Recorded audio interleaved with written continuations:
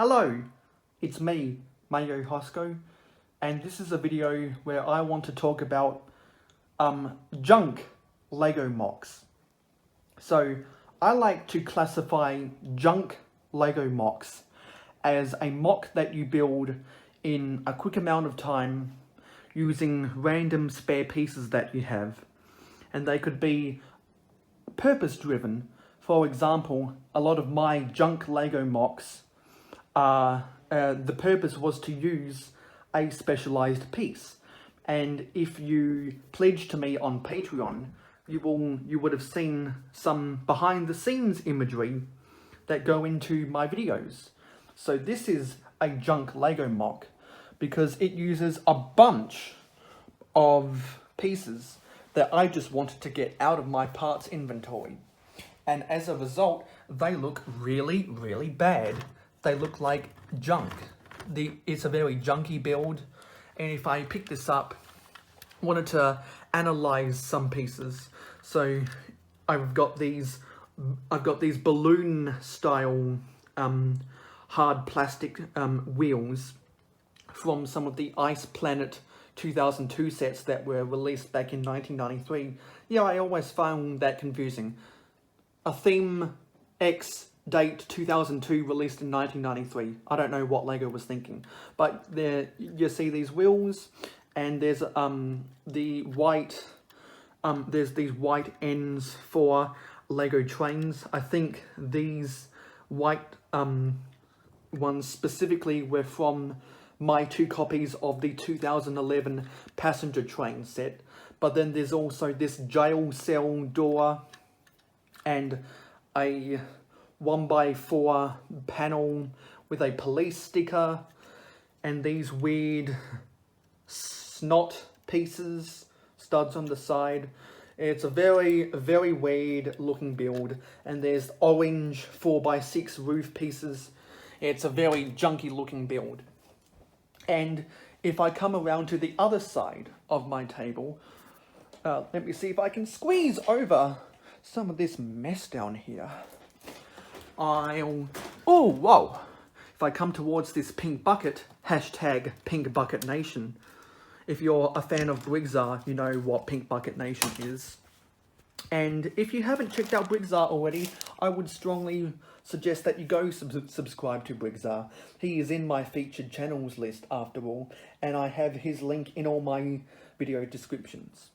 So this is another junky Lego build. And because this one has the orange version of those balloon style hard plastic wheels, that means that these came out of Mars mission sets. I had one of these smaller Mars mission sets that had these orange wheels, and from Mars mission also got this special Technic style drill piece, and also I think this what is it? It's a I think it's a 4x10 black chassis with the Technic pins. If you don't know, these wheels are connected by Technic pins, and you can actually stick a Technic pin inside right there. I think this piece was from one of the catapults from the 2013 castle sets. I actually bought 2 of those castles, and so I have a few of these pieces from some of those catapults. And I mentioned those weird 2x6 by 2/3 snot studs on the side plates. Well, there's another one in orange, and yeah, and also there are some of these 2x2 by 2/3 extended axle plates with the axle on one side that are used in a lot of 6-wide vehicles from Lego City. And if you know anything about my vintage city, you know that I do not like using those pieces, because if we come to some of my vehicles right here, I'll just pick up this random vehicle. You see that I use the 2x2 axle plate with the non-extended axles on both, with the axle pin on both sides. And so I don't have a need for these styles of axles as a result. So I've had to think of creative mocks to utilize these pieces, because I just don't have a need for them. And so I've when I realized that you can stick these axles inside of a Technic pin, I thought to myself, why don't I try and create fences using these pieces and having them attach into a Technic pin and then feeding a bar or a flex tube in. And I've done that stuff before, and those fences look really junky as a result. So that's another junk Lego mock. And there are plenty of other junk Lego mocks floating around my Lego collection. Like, if we come over to this container of Lego train rolling stock, you can see some of my passenger coaches. This is a different type of junk Lego mock, because not only am I forcing myself to use a piece I might not otherwise use. Like if I get out this passenger coach, this is a brake coach. Train enthusiasts, and actually no, this isn't a brake coach. My mistake. But if you can see, this has a lot of rainbow building techniques, and you've got mismatched windows. You've got 3 different types of windows, very ugly. And you can see that one of these bogies uses a Technic plate, and it's just and if we come to the roof, you see that I use a mix of light bluish grey and dark bluish grey 1x8 tiles. It's I would consider, even though I have filmed Lego train running sessions using these coaches, if you want to see those Lego train running sessions, you can go check out the Lego train, or the Mayo trains playlist. If I can edit these videos that I'm filming tonight on my computer, then I'll be sure to link all the playlists and other videos, and if need be, channels in the cards up there. But don't hold me accountable for that stuff. And so this is another junk build, a junk Lego mock. And I have 2 different types of junk Lego mock coaches, because you can see from this it uses some ugly dual, actually 3-tone pink colors, and white with grape purple. I'm not sure what the exact Bricklink name is for this purple, but I like to call this colour of purple grape purple myself. But if you know the names of this exact colour of purple, you can leave it in the comments down below and tell me. So yeah, more and more junk Lego builds, and this is a style of junk Lego mock where I was not only trying to use a certain piece, but I also didn't have a lot of pieces in the quantities I wanted.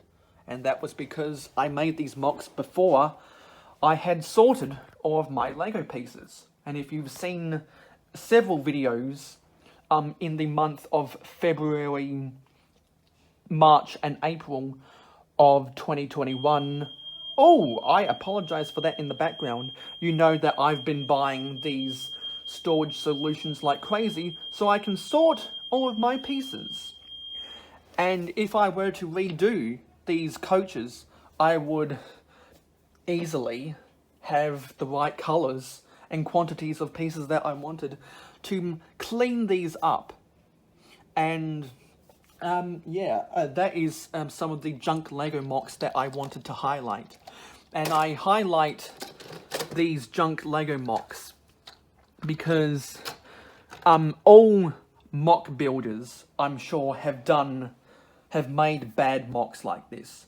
And you either do them because you're trying to use a specific piece, or you don't have pieces in the right colors, so you end up just doing a rainbow build.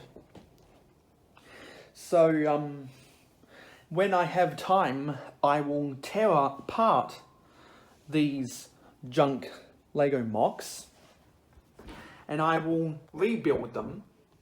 And as I continue the ever progressing operation that is Operation Sort, I can clean up those junk Lego mocks and make them look like mocks I want to put on my Lego city, or in my Lego city, or in Lego dioramas. So, I'd like to hear you guys' thoughts about what you think about junk Lego mocks. Have you yourself made a junk Lego mock? I'd love to hear that kind of stuff, because I love interacting with the viewers down in the comments below. It really makes me happy when people comment on my videos, because that means we can get into a conversation down in the comments. And if you want to start a conversation with me elsewhere, you can check out my Facebook, Twitter, and Instagram. The links are in the description of all my videos, and there are links all over my YouTube channel. And so be sure to like, comment, and share this video with your friends. If you haven't already subscribed, please hit subscribe. And if you want to see the production value of this channel grow, and you want to support the Mayo Hosko channel, I would strongly suggest that you go and support me on Patreon. And we are on a race to 1,000 subscribers and 4,000 watch time hours. That is going to be a long journey, but Mayo Hosko is in it for the long haul. And with the latest YouTube updates, my custom URL of youtube.com/c/mayohosko is now the default URL web address of the Mayo Hosko channel. So we are all in this together. I will see you in the next video. Hello, it's me, Mayo Hosko, and this is my version, my copy of the Lego Batman Movie 2 Ultimate Batmobile.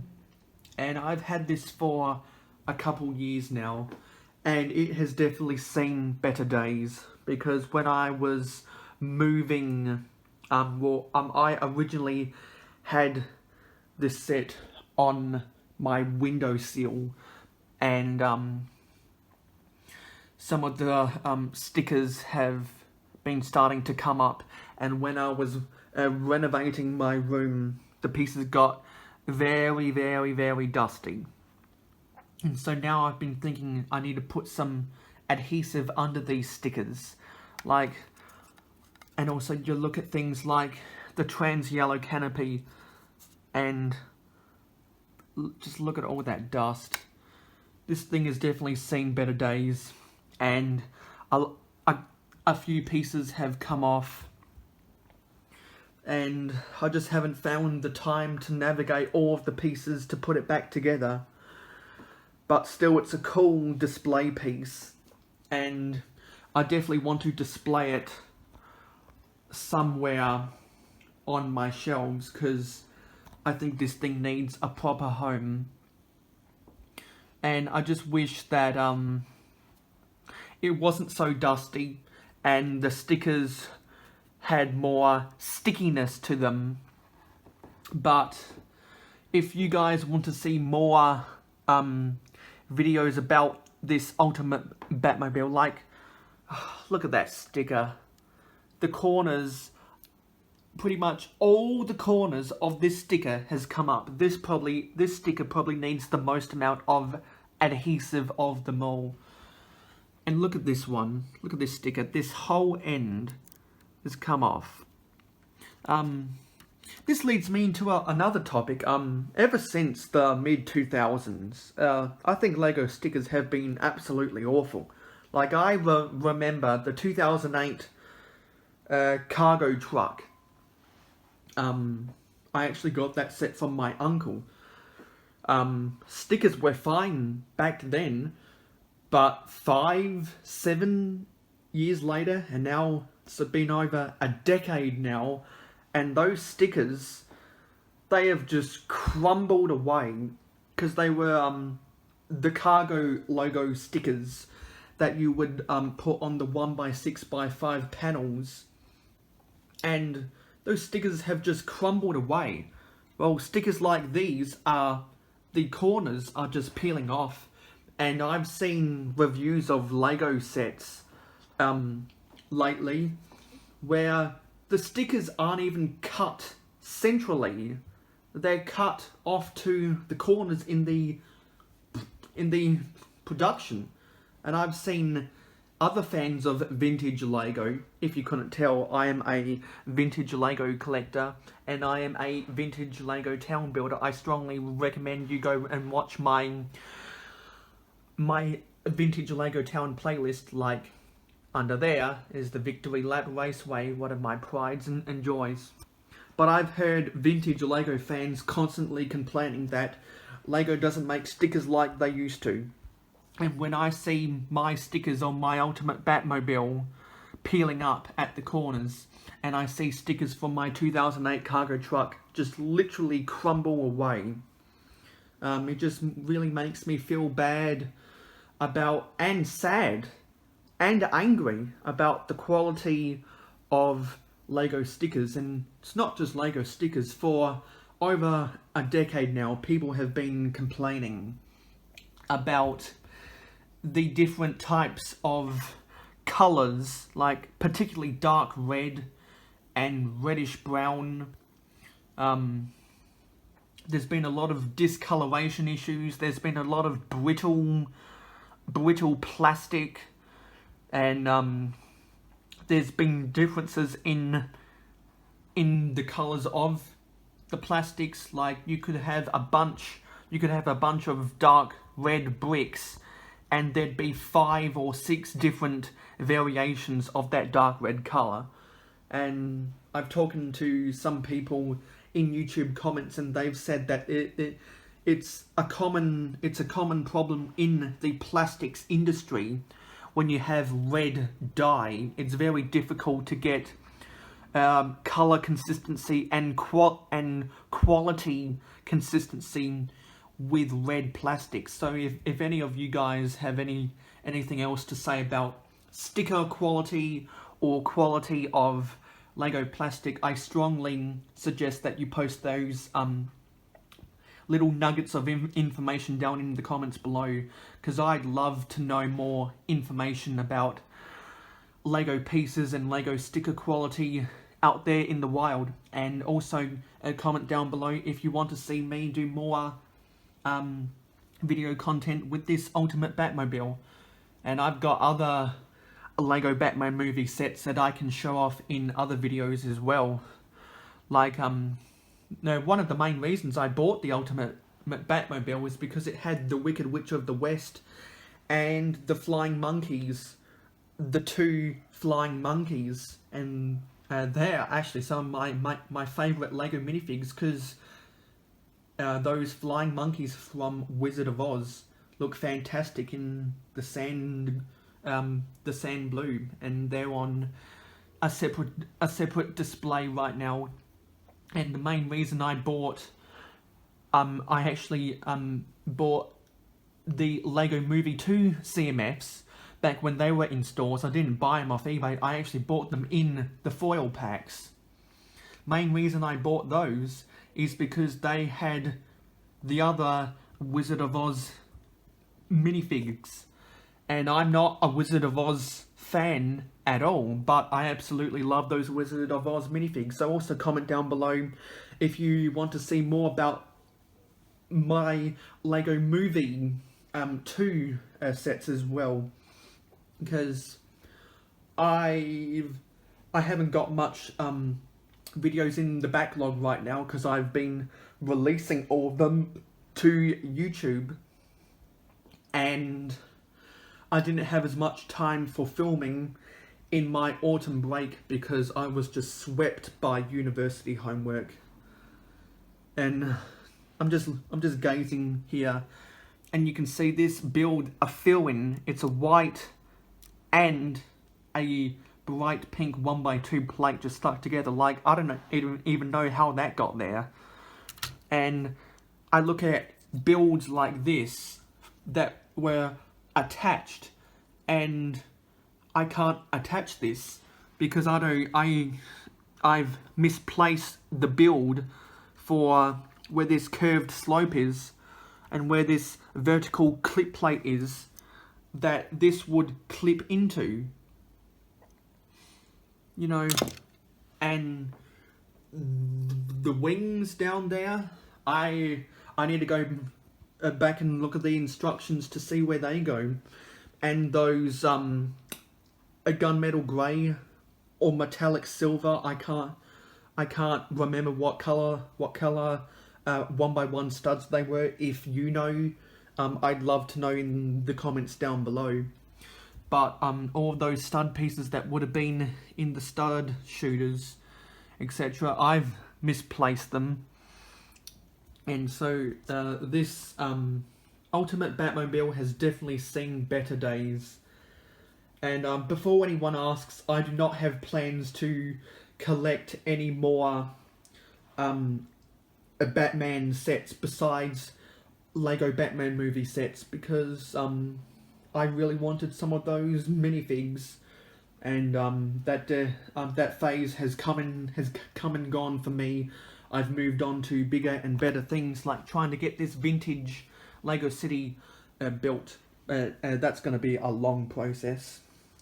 So, yeah, I really wish this Ultimate Batmobile was in better days, because this thing, as much as I love the detail, I wish that I had taken care of this better, and I wish that I didn't have to say this set has seen better days.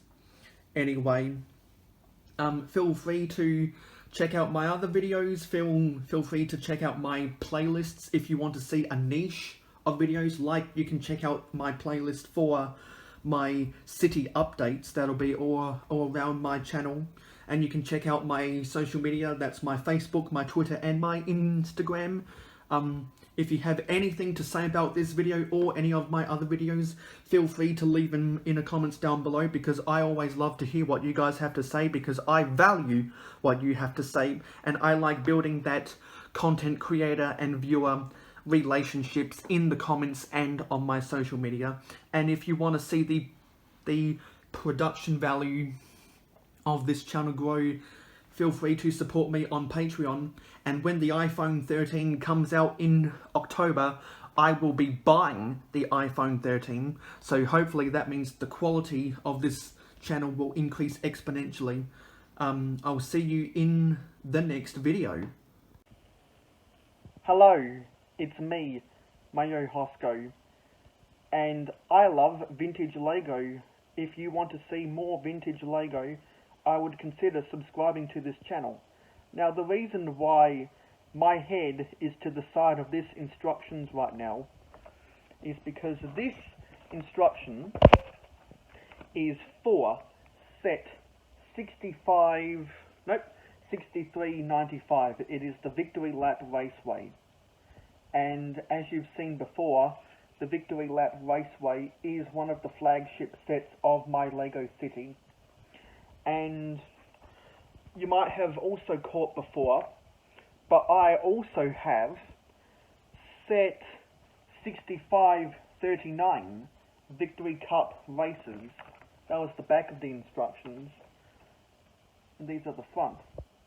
And the reason why I'm showing these instructions today is because these are the best instructions that I own. They are my favorite instructions that I own, and they have some of the coolest alternate builds, I think. That's not an alternate build, that is a That's just showing the rebuilds. No, that's just showing the builds of the go-karts. But if we take a look here, we see the instructions for the Victory Lap Raceway. There's an alternate build for an oil rig and some type of airstrip. It looks like it's got some air show planes.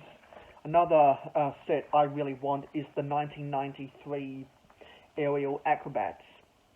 But the alternate builds don't stop there, because there's also a bunch on the back. There's a smaller kind of pit row with a more a different style of utility vehicle, and there's a bunch more back here.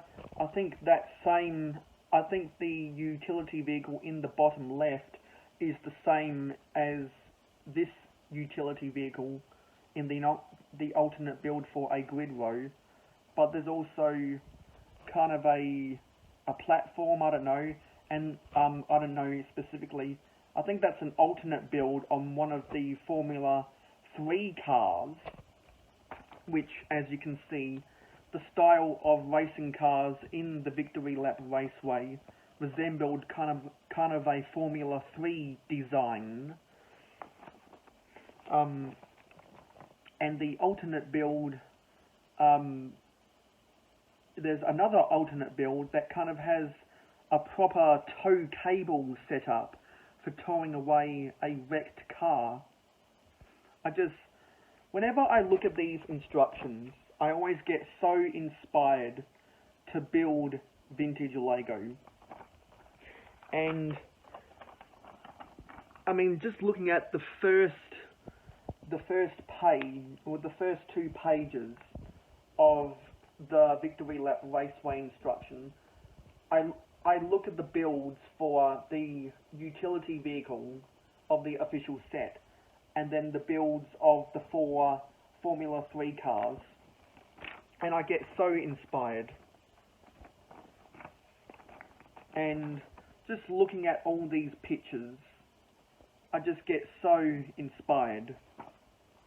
So please tell me down in the comments below if you want to see me try and recreate some of those alternate builds. And to be honest, I'm thinking about trying to replicate some of the official builds from the Victory Lap Raceway and the Victory Cup races.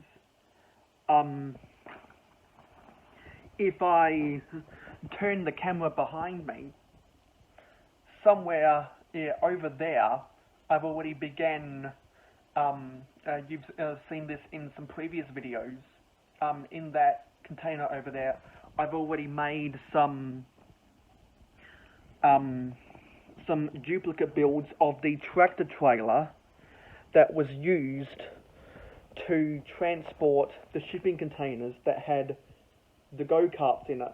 I just think that style of tractor trailer is the best tractor trailer design of vintage Lego sets. And if you don't know, I consider vintage to be any Lego set released before the year 2000, turn of the millennium.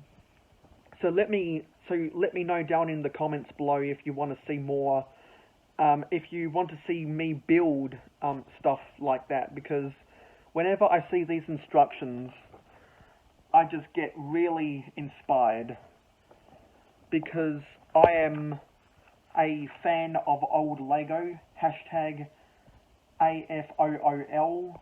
I just get so inspired. And another thing is, I just want to apologize for my uploads of from April 12 to April 19 of 2021. I've been having a lot of issues this week with trying to get unlisted videos to become scheduled videos, and then those scheduled videos not coming up as videos in my upload list. Instead, just appearing as they've already been uploaded as an unlisted upload. And the reason why I always have a bunch of unlisted videos in my upload schedule is because I have a Patreon. There are links down below in the description, and there are links all around my channel for you to go support me on Patreon. And one of the biggest perks that you can get by supporting me on Patreon is the ability to watch early access. So when videos are uploaded here on YouTube, that is normally 1 day before I have released them as an early access to my lovely supporters on Patreon. And sadly, because of all this drama between getting unlisted videos to become scheduled videos, and then scheduled videos to become public videos, and me unlisting YouTube videos, and then scheduling them to re-upload, and then making them public again after they've been scheduled to upload, I think I've kind of sent out the impression that I'm not as active anymore, which I want to stress for all of you 122 subscribers and any new subscribers coming to my channel. I am here, I am alive, I am active, I'm always active on social media. You can check out my Facebook, my Twitter, and my Instagram in the description down below and all around my channel. If you want to strike up a conversation, feel free, because I love interacting with the viewers, because I encourage engagement wherever possible. And if you've seen my Instagram before, you know all about this little guy right here. It's the anthropomorphic chocolate bar from the Lego Movie 2. I made an Instagram post about this guy for Easter. So if you want to see what I had to write about this little guy, you can go and follow me on Instagram to see more about this person. And it got more likes than my average post on Instagram, I'll say that. And so I apologize if anyone's gotten the impression that I'm not as active. Don't worry, I am here. I'm just having a couple technical difficulties with YouTube and my university assignments. Because if you don't know, I am on full break, and unfortunately, because of all the homework I've had to do in full break this autumn, I haven't been able to film as much videos as what I want to, and I apologize to that, because you, the fans, are very important to me, and I always want to be giving you a bunch of content to watch. I want to be giving you guys 3 videos a week, so I apologize if I've led anyone to believe that I'm dead or something, but don't worry, I'm still here, I'm not going anywhere. So feel free to subscribe if you haven't already subscribed. Feel free to give this video a like, share this video with your friends, and please leave your comments in a comment down below. I like to encourage viewer engagement wherever possible, because I like communicating with subscribers, supporters, and followers, because I value what you have to say. And honestly, you, the fans of Mayo Hosko, are the reason I keep on keeping on. So feel free to go back and look at some of my old videos, especially content with vintage Lego. I really like vintage Lego, because these alternate builds, they are so inspiring, man. They're so inspiring. So I'm done rambling. I will see you in the next video, and I hope that you are looking forward to the next video, because hopefully I can continue producing 3 videos a week for a very, very, very long time. So I'll see you in the next video. Hello, it's me, Mayo Hosko, and I am here today on this off-scheduled video to announce that giveaways will be coming to the Mayo Hosko channel.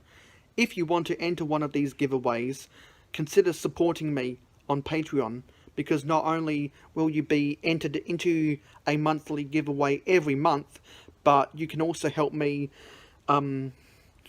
improve the production value of this channel to see this channel grow. I want to do all of my giveaways on Patreon as a perk for supporting me on Patreon, and to get around the YouTube terms of service. So if I can get $100 on my Patreon, then I will give away a $10 coupon every month. So I can't wait to see you on Patreon, and hopefully you can win one of my giveaways. Hello, fellow investors and innovators. We are the board of directors and the chief personnel and staff of the Salvation Innovation Company, specialising in automatic waste management.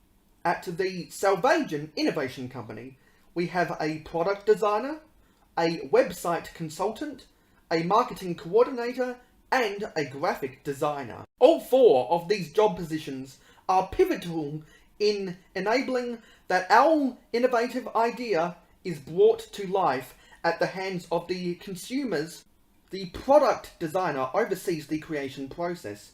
Once they have sketched an idea of the product, they need to make sure there are no problems with the design. If there are any problems, they need to find cost-effective solutions.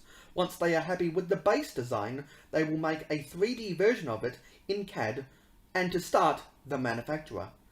They need to get the molds made for the product, and they need to decide what materials to use, and what materials we at Salvation can use financially, so that the company has a smaller cost of goods sold. The marketing coordinator is in charge of getting the word out about Salvation via social media like Instagram. The purpose of marketing is to capture and grow useful relationships between the key stakeholders. Marketing within the company should seek to influence the targeted audience positively, whilst maintaining the desired public appearance. Regarding Instagram, it is the charge of marketing to get the word out and use this platform to keep the crowd engaged. This helps in also getting quick, direct feedback via polls, etc. The website consultant is in charge of developing, managing, overseeing, and editing salvation/weebly.com.au. The position is designed to take complete control of the website. It is up to the designer to make sure all information is effectively communicated, all external information is linked correctly, all information grabs the attention of the reader, introductory information explains what the innovation is trying to achieve, promotes engagement in the community, and ultimately persuades the viewer to call for municipalities to invest in Salvation technology. Required traits include basic web design, technological editing, structuring information to form a narrative, and implementing attractive graphics that increase viewer retention. The graphic designer is in charge of developing the logo and designing concept art for ideas. It will be used in Photoshop.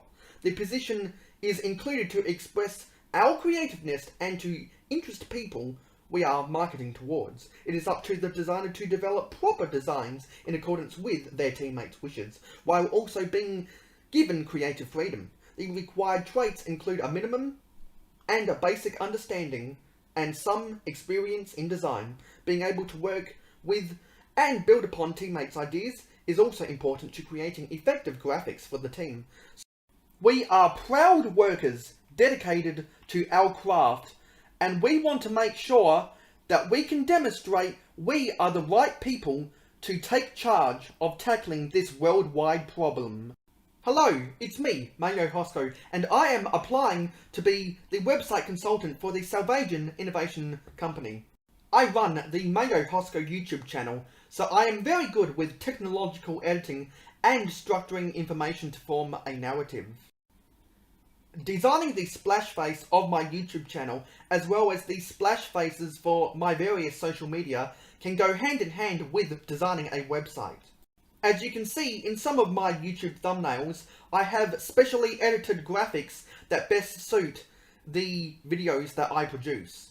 I am very passionate about ending the need for landfill dumps, and I would much like to see those same areas being turned into recycling centres and green space, because I want to live in a cleaner world. I very much enjoy tinkering around with technology, and I have over 8 years of experience with my Mayo Hosko media platforms. I want to bring my technological skills to the Salvation Innovation Company because I want to make our company a tech-savvy company. Some of the best ways I have gotten experience was doing work experience with other informational technology officers. If you let me apply the tools of my trade for the Salvation Innovation Company, you will not regret it because you will value the technological skills that I possess. If you have any comments, questions, concerns or recommendations, just hit me up in the comment section. If you like this video, hit that like button. If you want to see more from me, hit that subscribe button. If you want to see this channel grow, share this video link, any of my playlist links, or my channel link with your friends and social media followers. If you want to see the production value of this channel grow, consider supporting me on Patreon. If you want to contact me, just check out the links in the credits. And if you want to see more videos from me, any of my playlists and channel links that I recommend, just look in the cards and in the end screen of this video.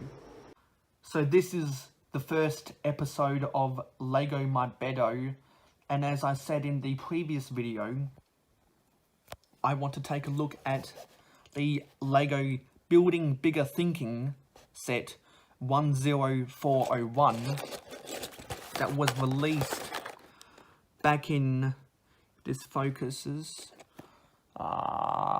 focus, and it's not gonna focus. Damn it. Hate it when this happens. Now for the unboxing.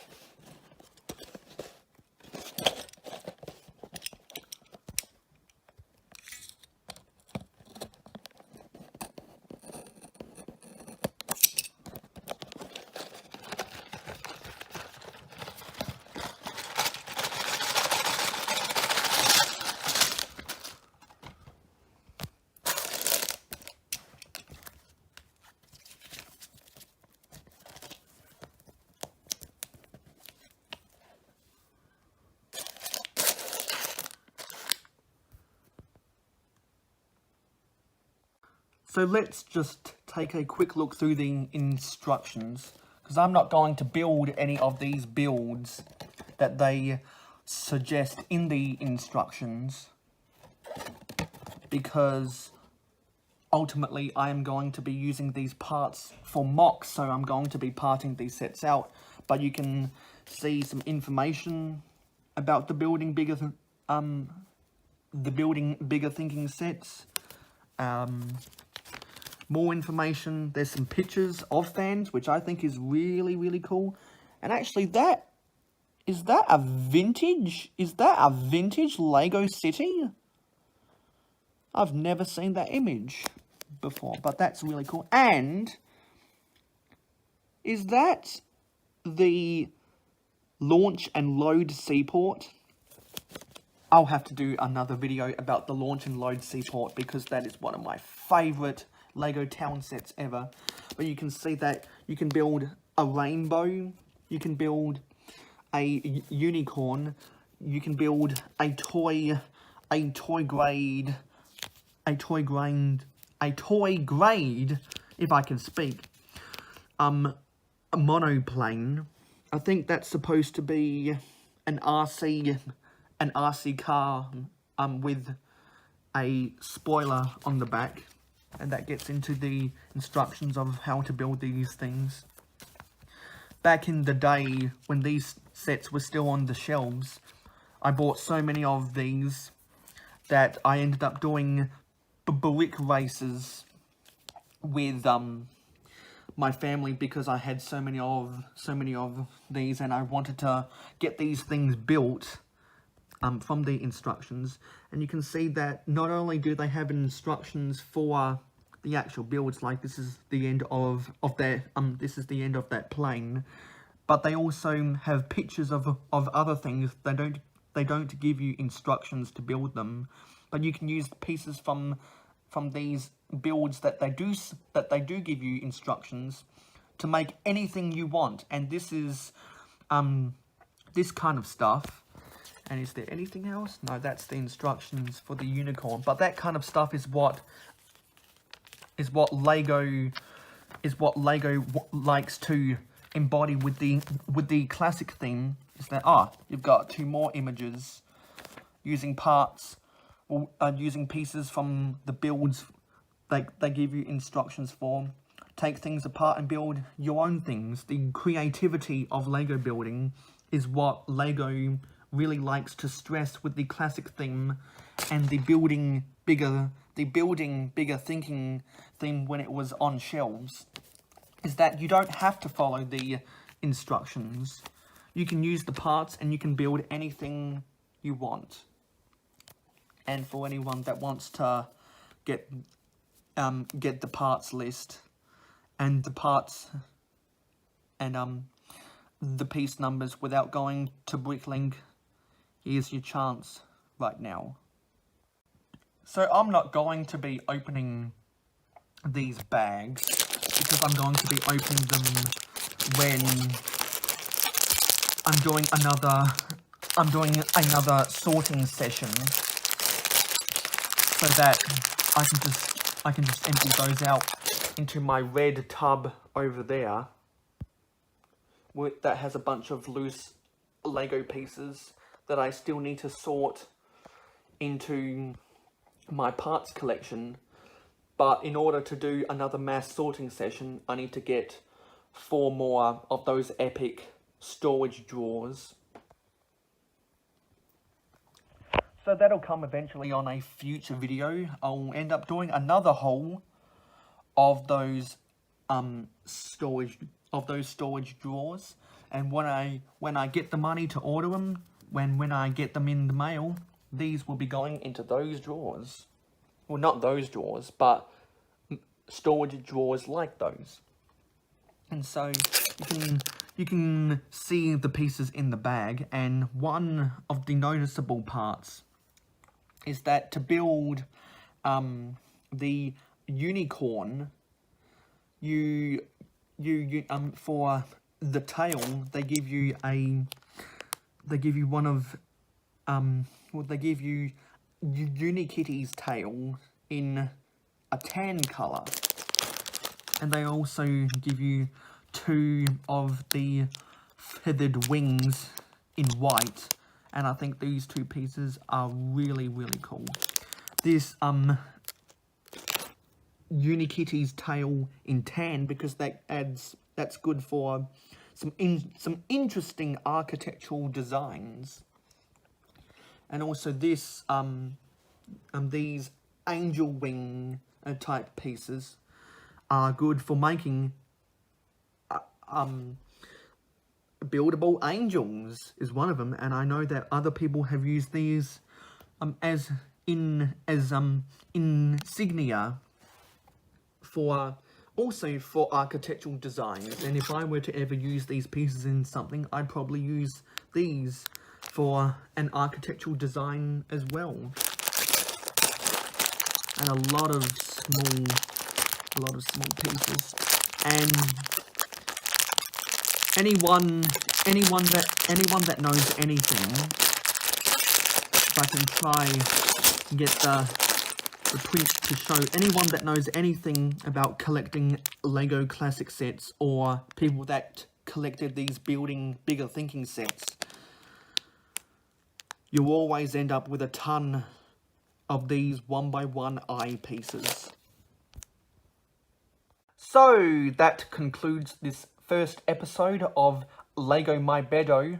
I hope you enjoy this series. Please leave your thoughts, comments, questions, opinions, recommendations, criticism, feedback in the comments down below. I'd love to hear your thoughts about what you think of this first episode and this series as a whole. Lego My Beddo, future episodes coming soon. and I'll see you in the next video. Questions, concerns, or recommendations, just hit me up in the comment section. If you like this video, hit that like button. If you want to see more from me, hit that subscribe button. If you want to see this channel grow, share this video link, any of my playlist links, or my channel link with your friends and social media followers. If you want to see the production value of this channel grow, consider supporting me on Patreon. If you want to contact me, just check out the links in the credits. And if you want to see more videos from me, any of my playlists and channel links that I recommend, just look in the cards and in the end screen of this video. So this is the second episode of Lego My Beddo, and this is a poly bag that was released for Lego Movie 2. It is set 30529.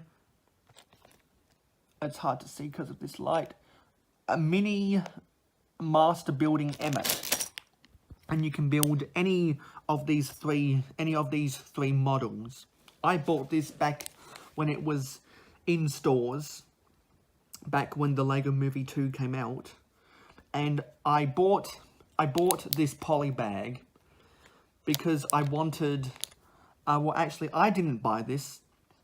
My mum bought this poly bag for me on my behalf, and I've never cut open the bag, and it's at this point now where I've already got tons of Emmets from the rest of the Lego Movie 2 sets I own, which I will be doing a video about my Lego Movie 2 display sometime in a video soon to come on Mayo Hosko.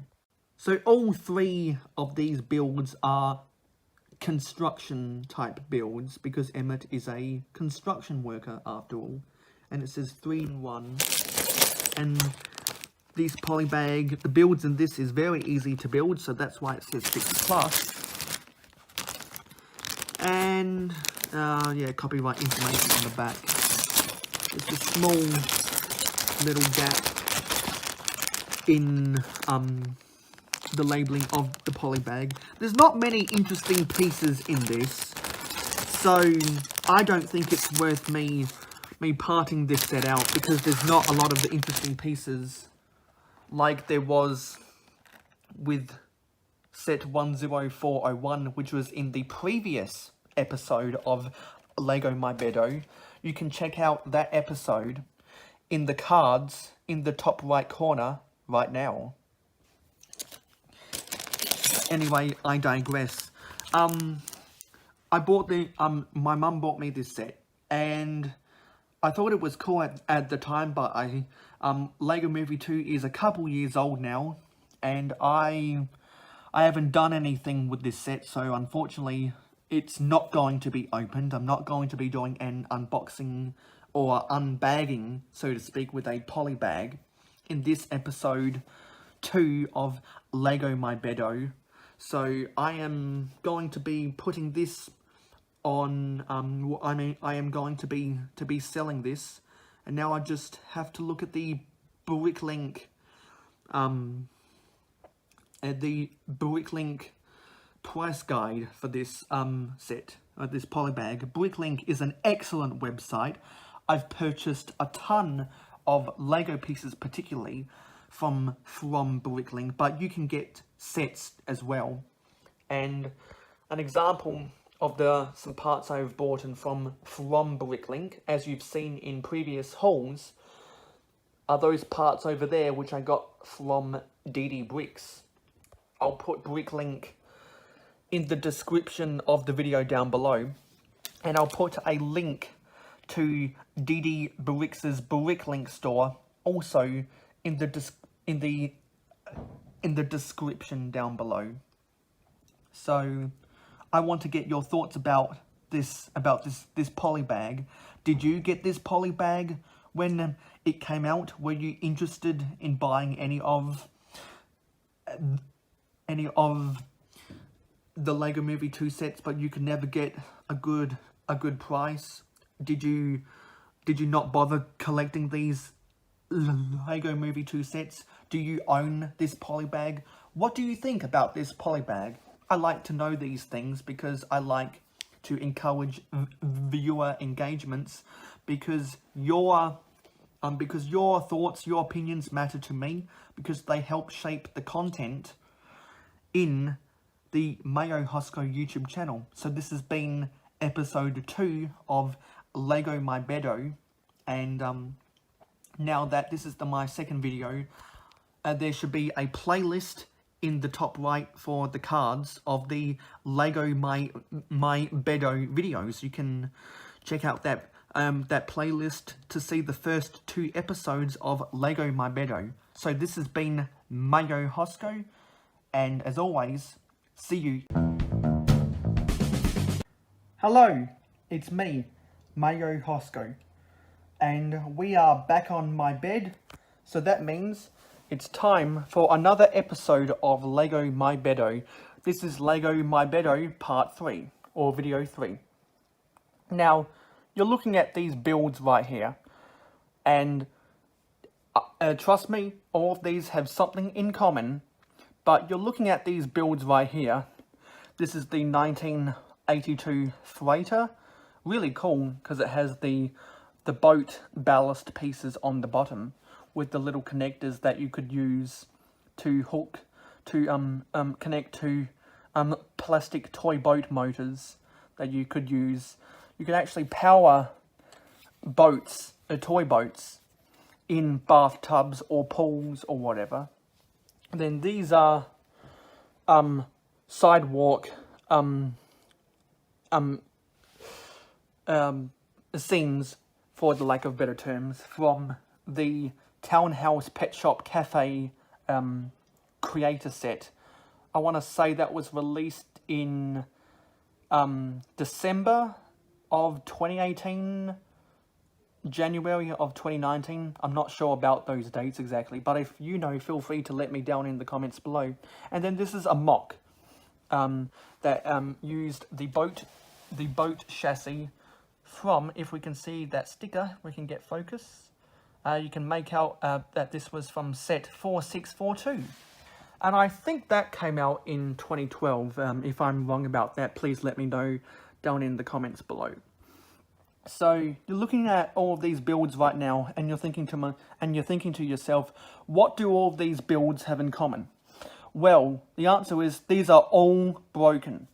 If you know this set, this winch isn't here for no reason, and this white turntable, this white 2x2 turntable plate isn't here for no reason. There was supposed to be a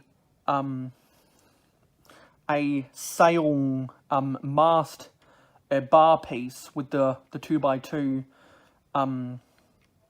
anti-studs on the bottom, so that you could hook a sail through its knobs, or you could thread a string through the gaps in between on that mast, or on the mast holder.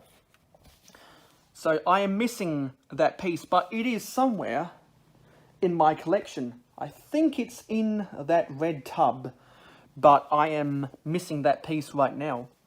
And it's in my collection, but I just need to find it. Then you'll look at here, and you'll notice that this whole front windscreen of the cab is missing. And besides, oh, don't these airplane style windows look really ugly right here? And if I turn this to the side right here, it just doesn't look the best. I definitely need to improve upon this mock. And if you my Patreon pledges will remember that I did a behind the scenes imagery or a post about this. If you want to see behind the scenes imagery of the Mayo Hosko channel, I would strongly recommend that you go and support me on Patreon to see all of that exclusive content that I don't put on my social media or I don't put on YouTube.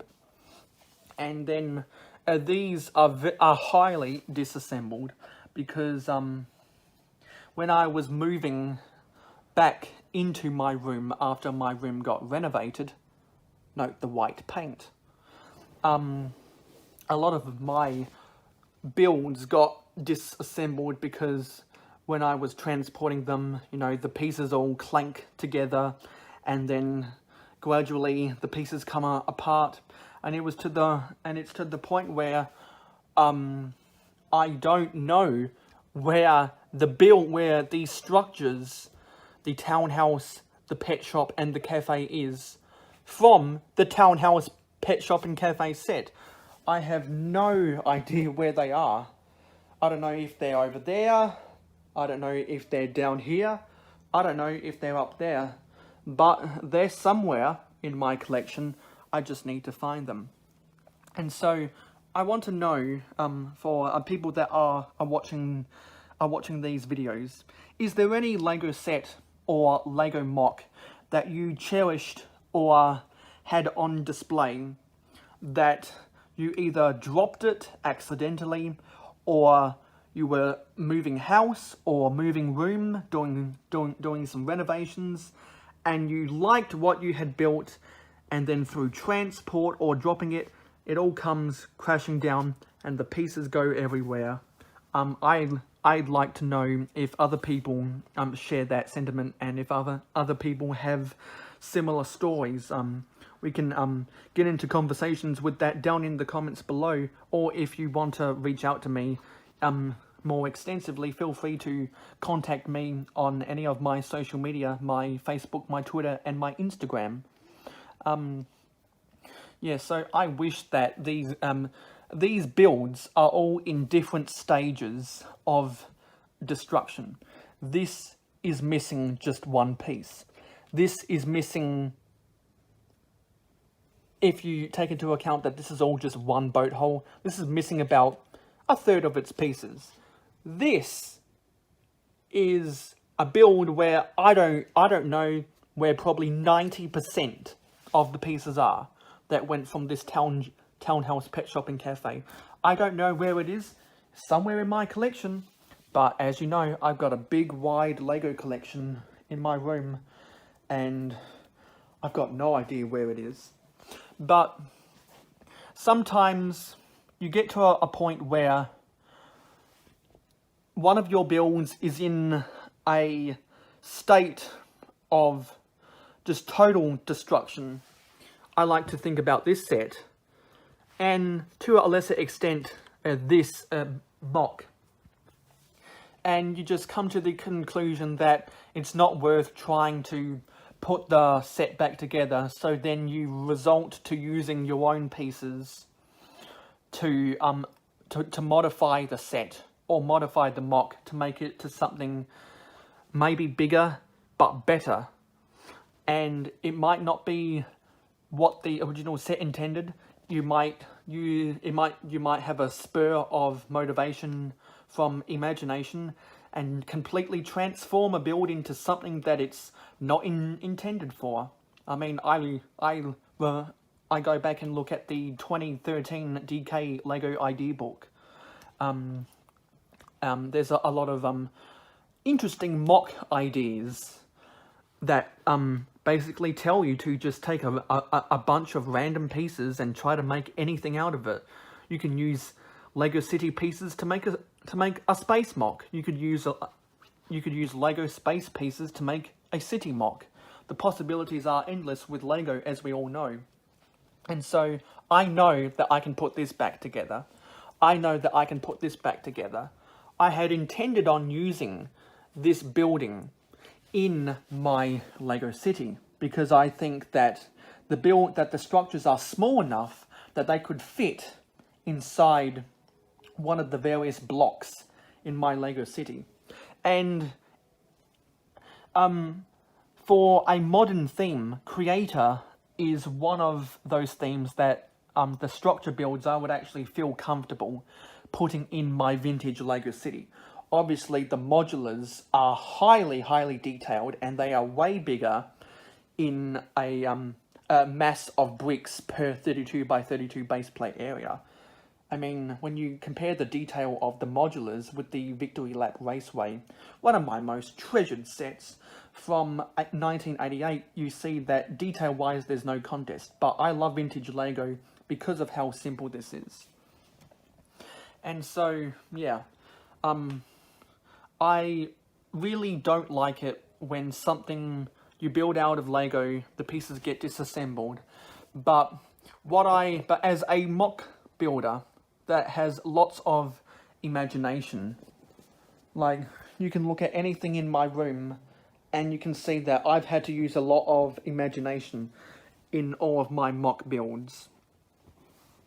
You'll realize that Lego is so versatile. It's such a versatile toy that you can take everything apart and completely rebuild it into something different.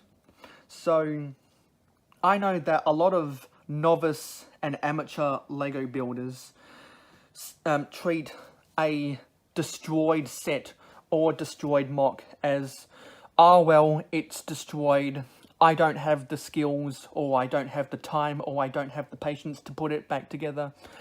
But I'd like to tell those types of people to not give up, because Lego is one of those rare toys that it is so versatile that it allows you to give up on a project, because you can take that project and completely transform it into a whole nother project.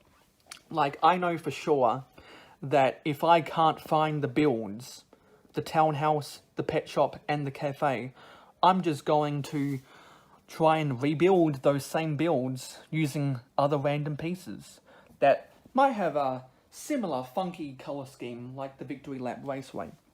But that is the reason why I love making mocks out of Lego.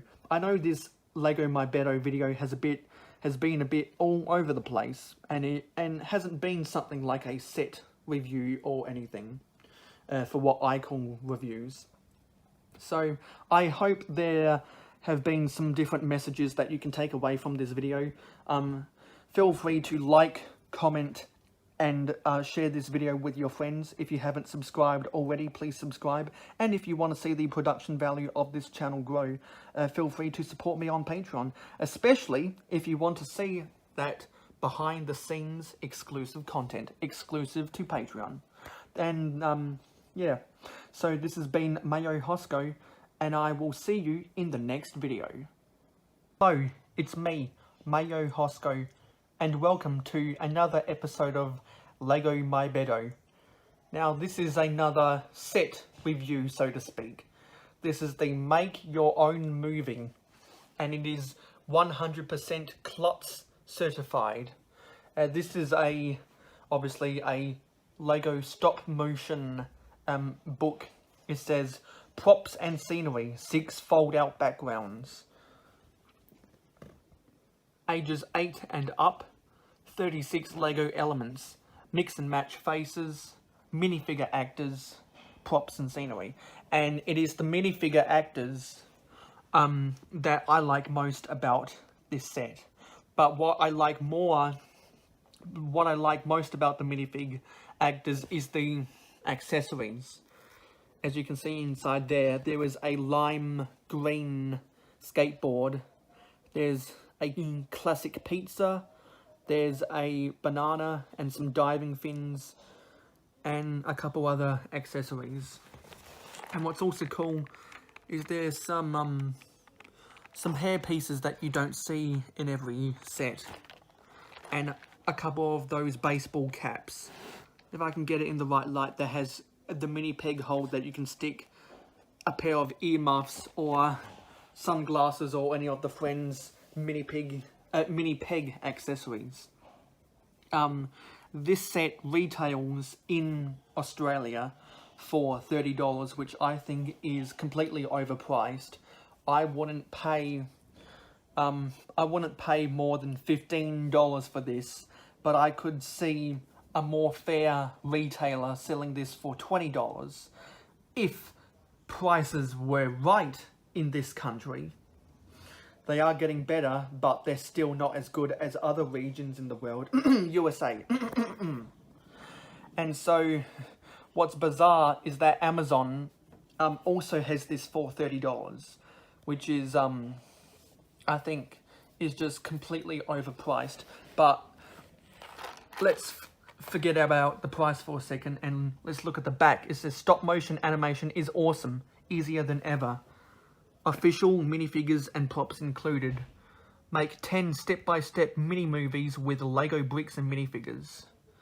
And there's something I like to look at is this camera tripod built out of Lego. It looks like it's on a 16x16 plate.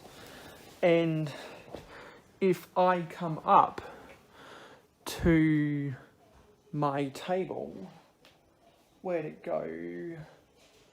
I can't see it. That's a bit of a shame. But I also, oh, I know where it is. It's all smashed up on the floor. But I also have a Lego built tripod, but actually I think I'm going to rebuild my tripod to be more like this.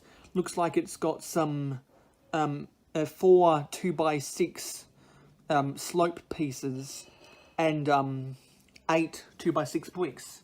That actually looks like a good build. And you can see that the scene on the back is built on a 48x48 light bluish grey base plate. And there's a fight scene going on. And these trees, I love these pine trees. I want to get more of them.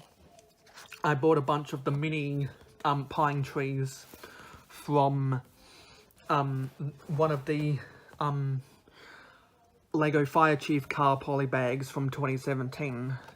And from 2016.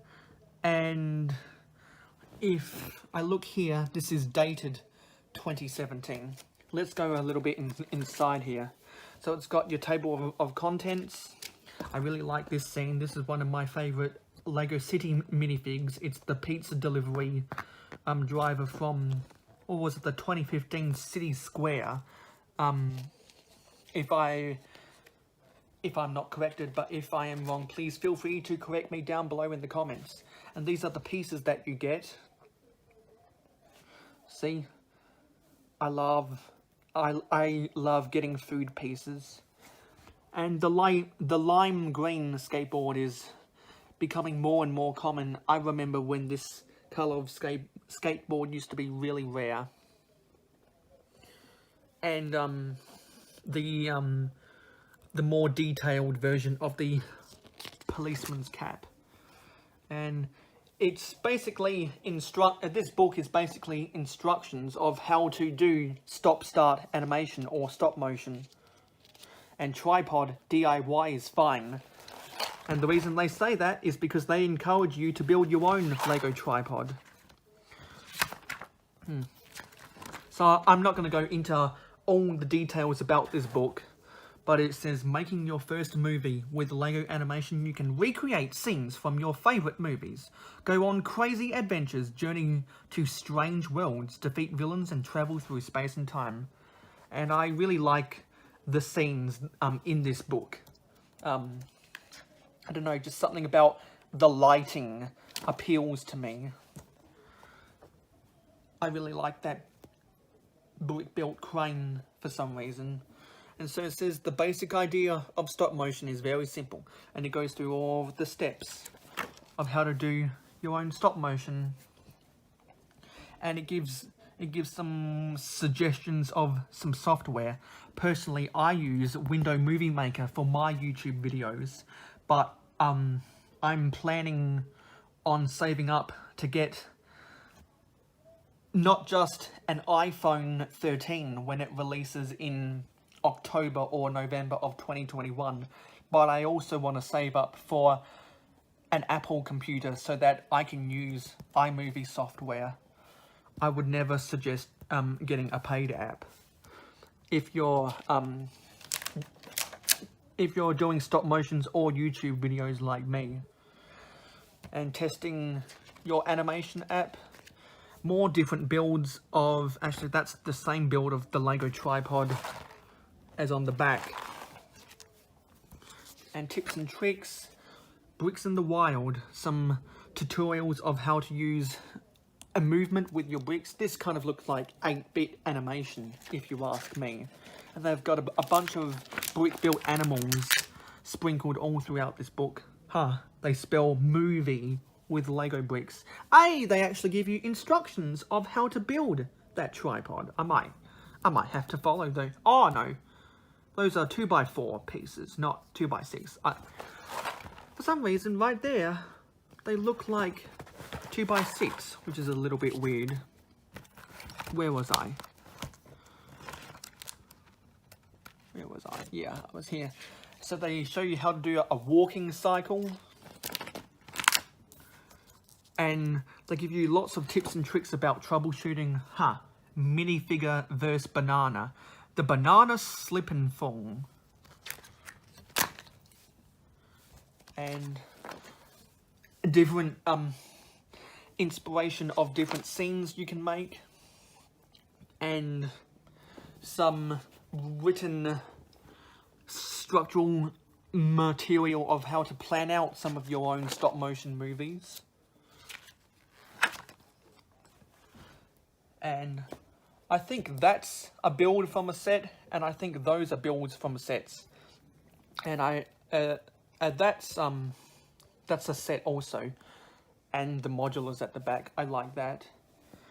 They just give you a bunch of instructions. If you're a beginner in Lego stop motions, I would recommend checking out this book if you can.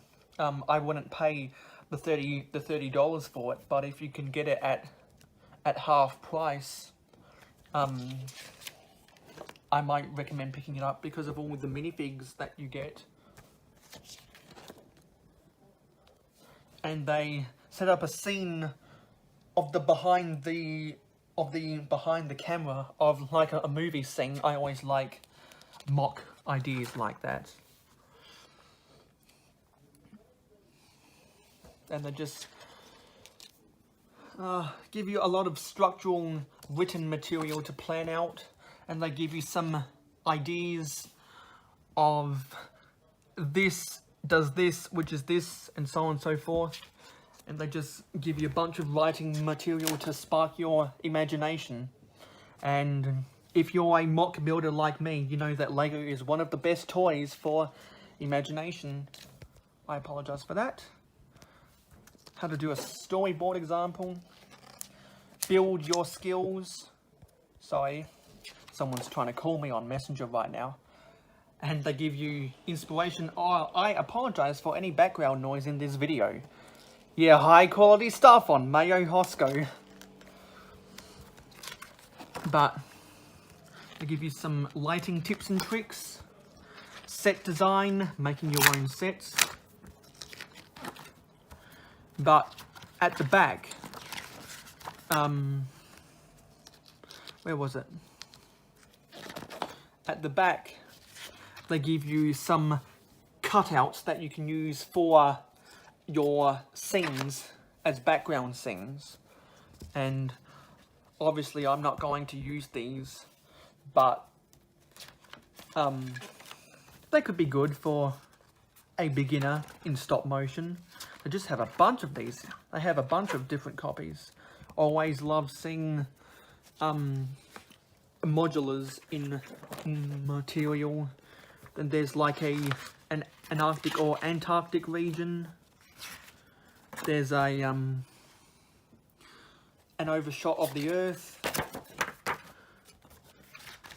An empty field.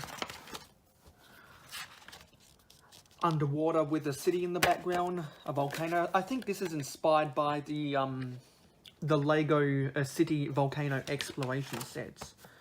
Storyboard template.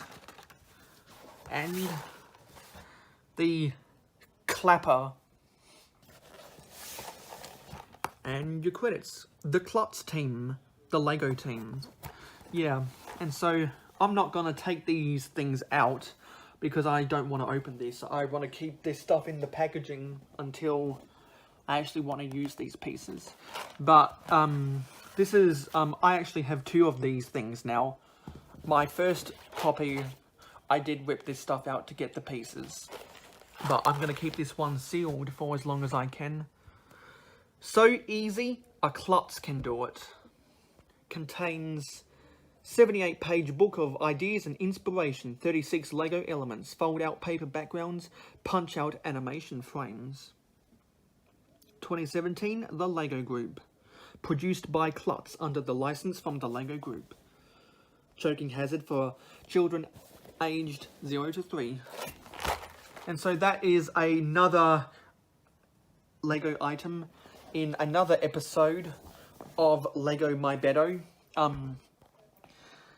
If this is your first time watching a video on the Mayo Hosko channel, please subscribe, like, comment, and share with your friends.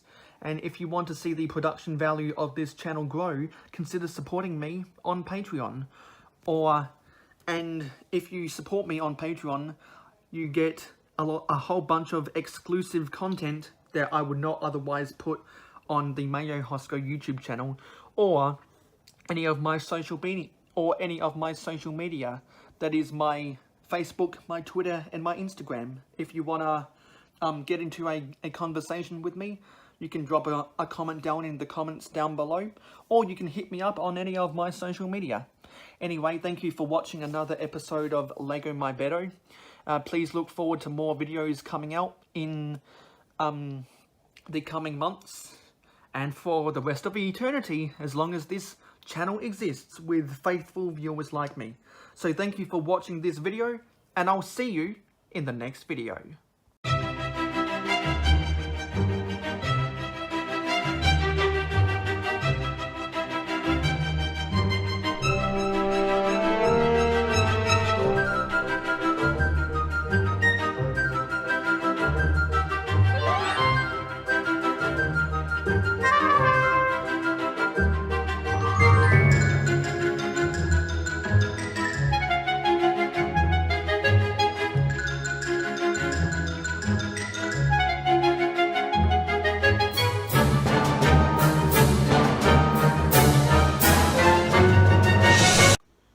Hello, it's me, Mayo Hosko, and I'm here today to talk to you a little bit about my view retention on my channel. Currently, it is at just over a minute, and I thought, in order to increase that viewer retention, which helps with the YouTube analytics, I thought I might run a promotion and see how it works out with people watching my channel. If you stay around to the end of the video, you will listen for a comment of the day question relating to the video somehow. If you comment on the video that relates to the comment of the day on that video, if you actually type a comment in my next video, I will give your YouTube channel a shout out in the cards, in my voice, and the description of my next video. So, I hope you take part in the promotion. This is set 6625, Speed Trackers from Town Police. It was released back in 1996, 13 years later than this. It had 62 pieces, 2 minifigures, and it released back in 1996 for $6.75. I'm assuming that is the US dollar. And it does not have a recommended age range in the Brickset database. So compared with the previous police car I looked at, I don't like this style of police car as much. Not because of the somewhat egregious canopy piece and how it is a bit more simplified. I'm not as worried about the oversimplicity of the sets from the mid-90s to the early 2000s, because I actually like some of the quirky builds.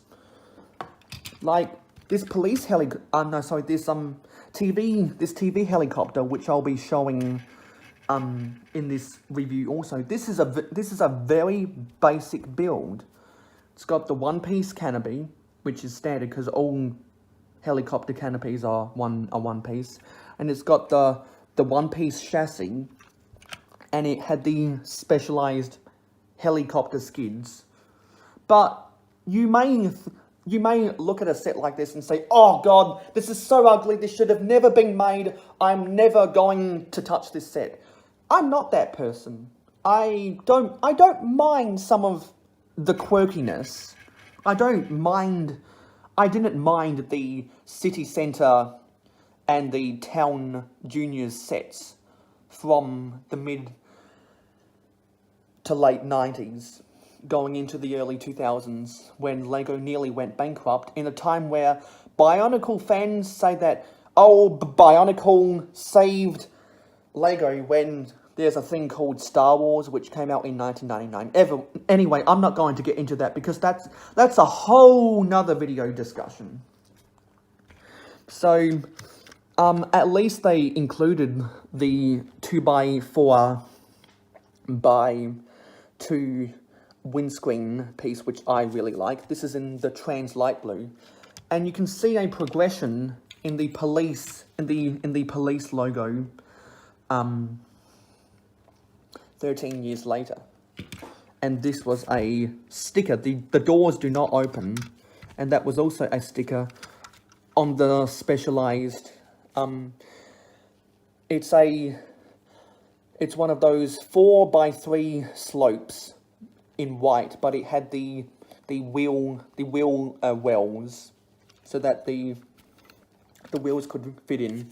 And unlike a lot of vehicles in this vintage set review, this actually has the new style axles that pushes the wheels further out from the wheel wells than what. If I can get the doctor's car back, see the wheels end, or the tires stick out flush to the side of the vehicle because of the old style axles that don't push the wheels out. This one has the new style axles where the wheels are pushed out, so you can see that the tires protrude beyond the width of the vehicle. And I really don't like these new style axles because of that.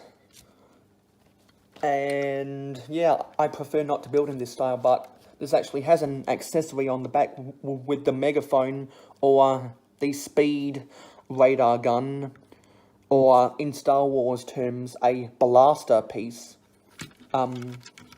This actually has the red and blue sirens on top, and it has the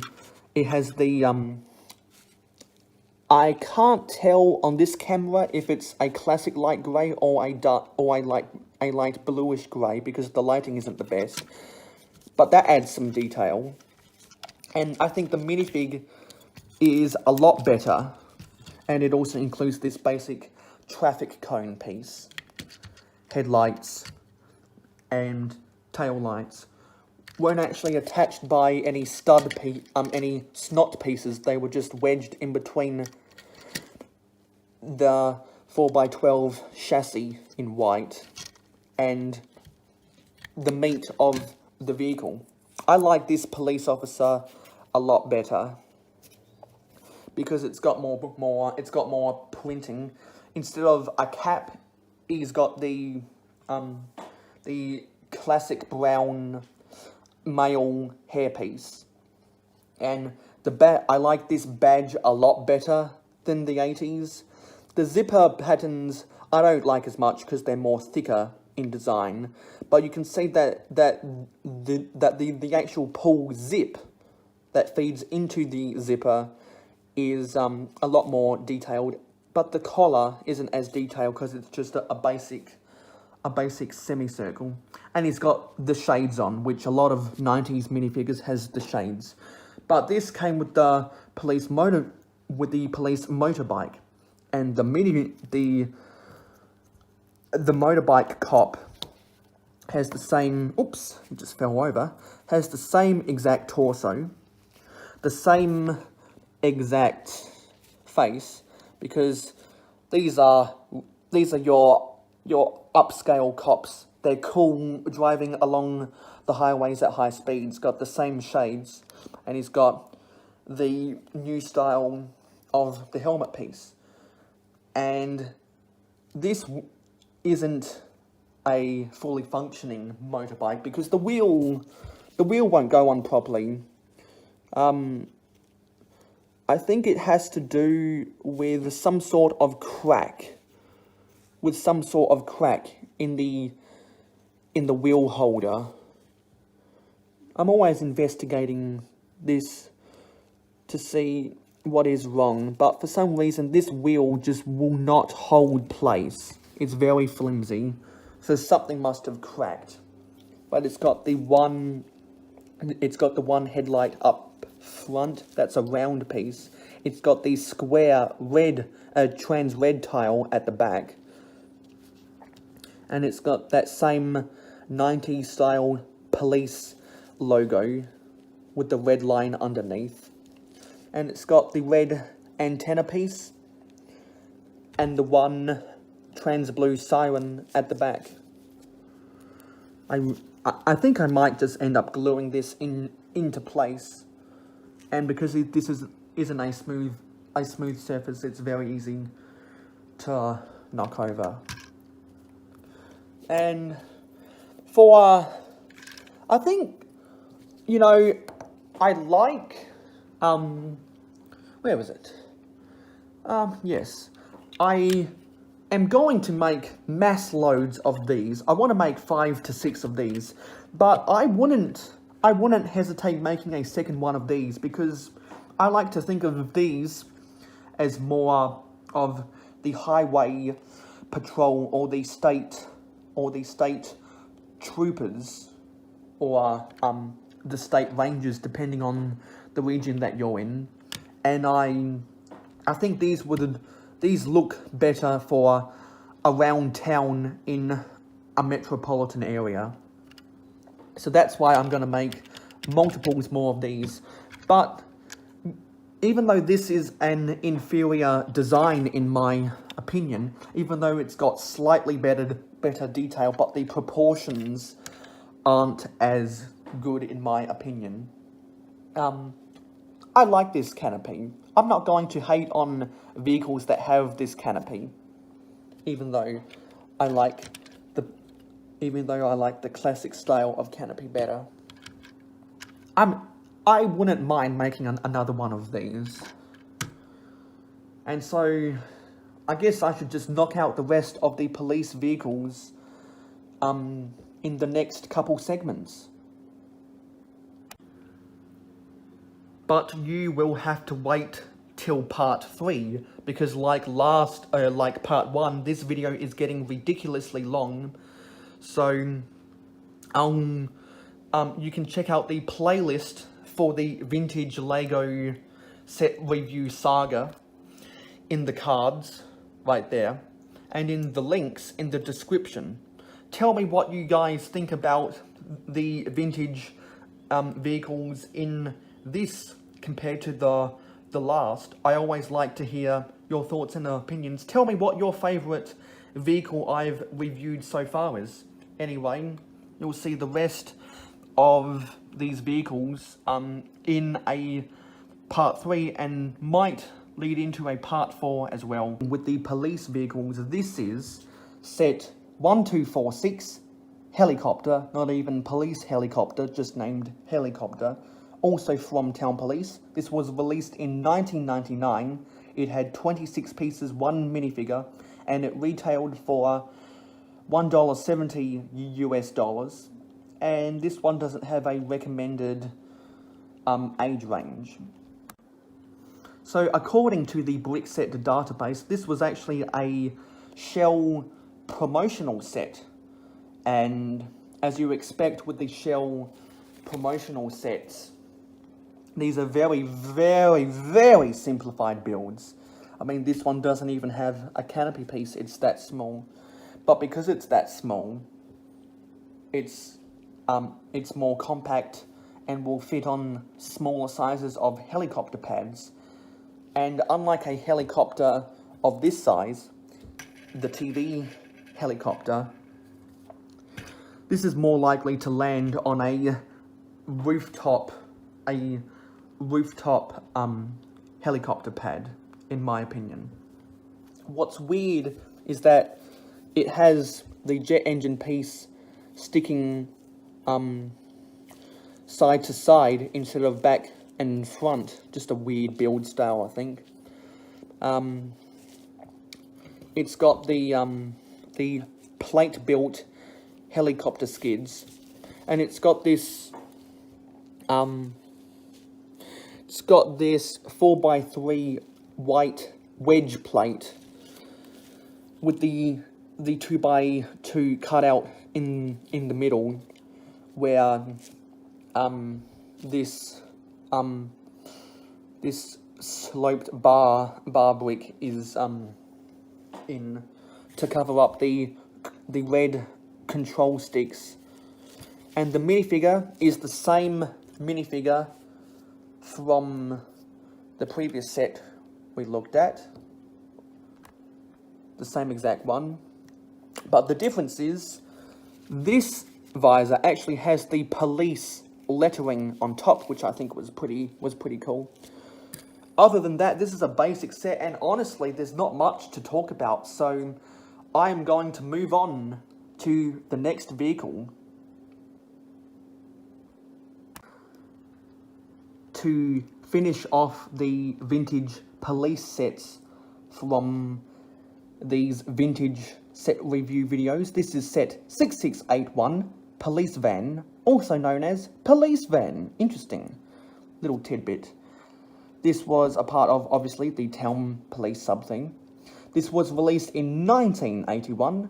This had 82 pieces, 1 minifigure, and the brickset database does not list a recommended retail price or an age range. So I would guess that this was originally somewhere between $7 to $10 US back in 1981. So, no. The double bubble sirens makes a return, but this time there are stacked 1x2 white plates in between the double bubbles. And this has really cool window shutter pieces that are used for the side doors on the box at the back of the van. And if we pull open these shutters, this one is very, very flimsy. I think it's about to come off the hinges. This is much more stable. Just see that difference in stability. And these shutters, they have pretty identical levels of friction to them. But you can definitely see that there is some discoloration, especially on these shutter pieces. And there's a little bit of dirt, gunk, and grime. There's the stop signal for maneuvering traffic, I would guess, into a roadside stop for drink or drug driving. And there is actually some equipment in the back to make it kind of a utility van. But to do that, you have to open both sides. So inside the utility van, you are going to have tools in your utility van. You are going to have dinosaurs in your dinosaur park. You are going to have train in your train review. To see where that reference is, from, you can check out the card right there. So the tools that this police officer has is the barricade, which has the really cool 1x4 white brick with the bottom left to top right diagonal red and white hazard stripes. Some might say chevron stripes, others might say wasp stripes, but they're, you know, they're safety stripes, and you get 2 traffic cones. It's kind of nice little builds that add to the playability. And this is actually on a custom chassis, but the main pieces that make up the chassis you can't really see well because of this lighting and because it's the color black. But you can see the black 2x4 wheel well plate and the 4x5 large to medium vehicle chassis piece. I might have to do a video about this, about the different Lego chassis in a future video, actually. And interesting, it has the ladder piece for the grille, as a lot of vehicles from the 70s and 80s had. Just get it in the right light, you can see the bars of the ladder. This has the square headlights, but no tail lights on the back. I would have thought they could have included these square trans red square plates here and here. Oh, this came off because these one by one clip plates from the 80s are a slightly different mold, and they differentiate in the degree of wear and tear. But once again, the hail for the almighty 2x4x2 trans clear windscreen. I'm going to go out and say that this is my favourite windscreen piece ever.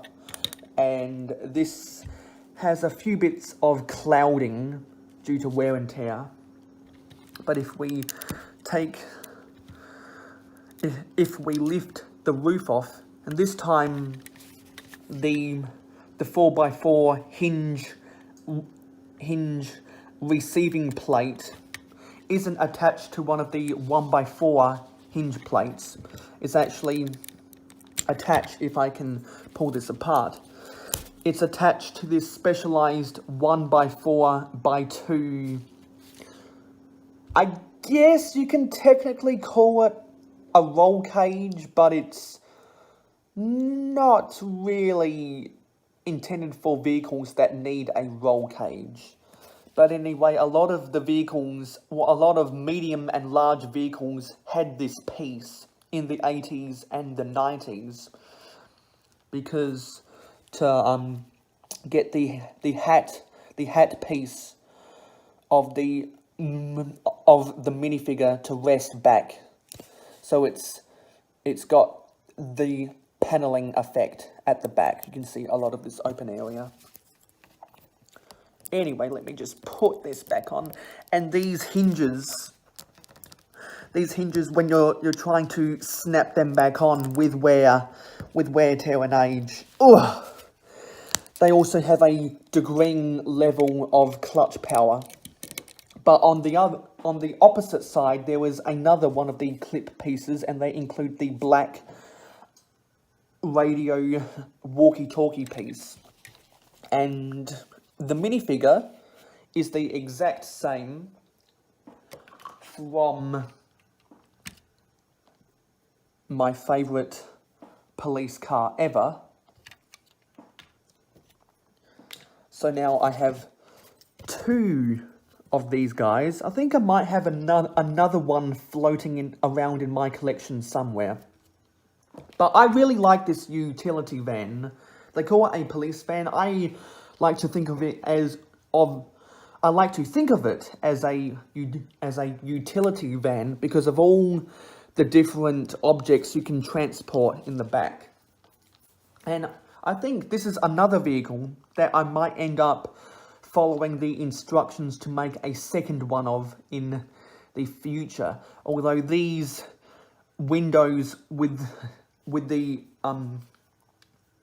1x4x3 window frames with the shutter hinge tabs are quite rare, and finding the window shutters to go on those is even more rarer. So if I were to piece this together, I would make a modification to include a slightly different version of this piece. But I really like this. And that wraps up all of the police vehicles. So, as I thought, we might need to go to a part 4. Well, guess what? We're going to a part 4. So once again, you can check out the playlist in the cards right there to the saga of the vintage set reviews, and stick around for part 4. Tell me what was your favourite vehicle from part 3, and now that you've seen these vehicles, what is now your favourite vehicle from part 1, part 2 and part 3 combined? And who knows, you might form a different opinion with part 4. So I will see you in part 4. Thank you for watching. Back again with the vintage set reviews. And in comes the TV chopper for the touchdown. Move this slightly backwards. This is set 6425 TV chopper from Town City. It was released in 1999. It has 37 pieces, 1 minifigure, and it originally retailed for $4 US. There does not seem to be an age recommendation on the Brickset database. So being that this was a set released in 1999, an era where Lego's profits were down before Star Wars, not Bionicle, Star Wars made Lego profitable again. This was an era, Town Juniors, City Centre, you name it, where Lego was trying to make things more juniorized and simpler to build. So that's why this canopy for the helicopter cockpits were bigger than previous generations, because it actually covered the whole canopy. And I actually really like this canopy, actually. But it was an era where the specialized helicopter skids started getting more popular, and it had the 4x6 angled short side 45-degree angled on either end brick. I'm not sure what this brick is actually called. If someone does know from what Bricklink calls it or whatever, you can leave it down in the comments below. But anyway, this is a TV helicopter, so it has the TV logo, P745, I'm not sure what that represents. But if you're going to have a TV helicopter, you are going to have a camera. And so this is the white camera. And because this was in the era of cassette tapes and VHS tapes and 8-tracks, before CDs and DVDs came along, we have the tape reel. And I'm not sure if this piece exists anymore, but I don't think it would, because of all the different technological console printed pieces that Lego has in their current parts inventory. But this is just a regular, I'm pretty sure it's a light grey, not a light bluish grey 2x10 brick, which a lot of the helicopters from this era had, compared, actually, well, because normally it would be like a specialised plate build. I know this is technically from the same era, and big helicopter, small helicopter. There's no comparison. But normally a helicopter this size wouldn't, its tail fin would be plate built, but these were brick built for the simplicity. And interesting that they have just a regular 1x3 33 degree slope, not a specialised tail fin which we get in a lot of helicopters today. And also interesting, to add detail, it has the 2x3 curved brick, and I might be missing a 1x1 cone piece. No. I guess the seller forgot to include that, but these yellow 1x1 cone bricks are readily available, so I can easily add that to the set later. And yeah, it's pretty much a standard build. Oops, this wasn't supposed to come up. Actually, no, you don't even need to remove the rotor section to take the canopy off. And also, if you don't know the pieces from the juniorized era, this, where it says TVP 745, all the way along the edge of the cockpit is all one piece, and they included these pieces a lot for helicopter builds back in this era for the juniorification. It has the yellow control sticks, and if we take out the minifig, we can see that he has a red bomber jacket type jacket with the TV station logo. I believe that is supposed to be a press pass. He's got the vertical zipper pattern, excuse me, and he's got the collar pieces just like, if I can find him, where is he? No. Anyway, but I believe this is the same collar pattern as the patron torso, as seen with the minifigure for the Roadster Hot Rod.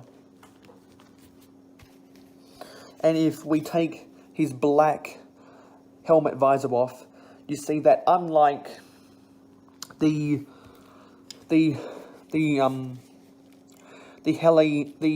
helicopter cop who has just the regular sunglasses, this guy actually has the microphone boom that's hooked up to his face.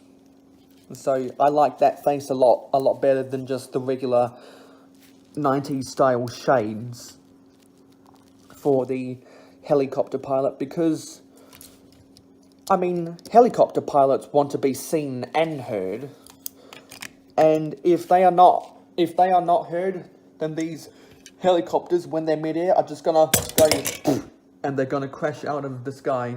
Anyway, let's move on to talk about the last civilian vehicle of the vintage set reviews. This is set 6654, motorcycle transport, also known as motorbike transport for town vehicles.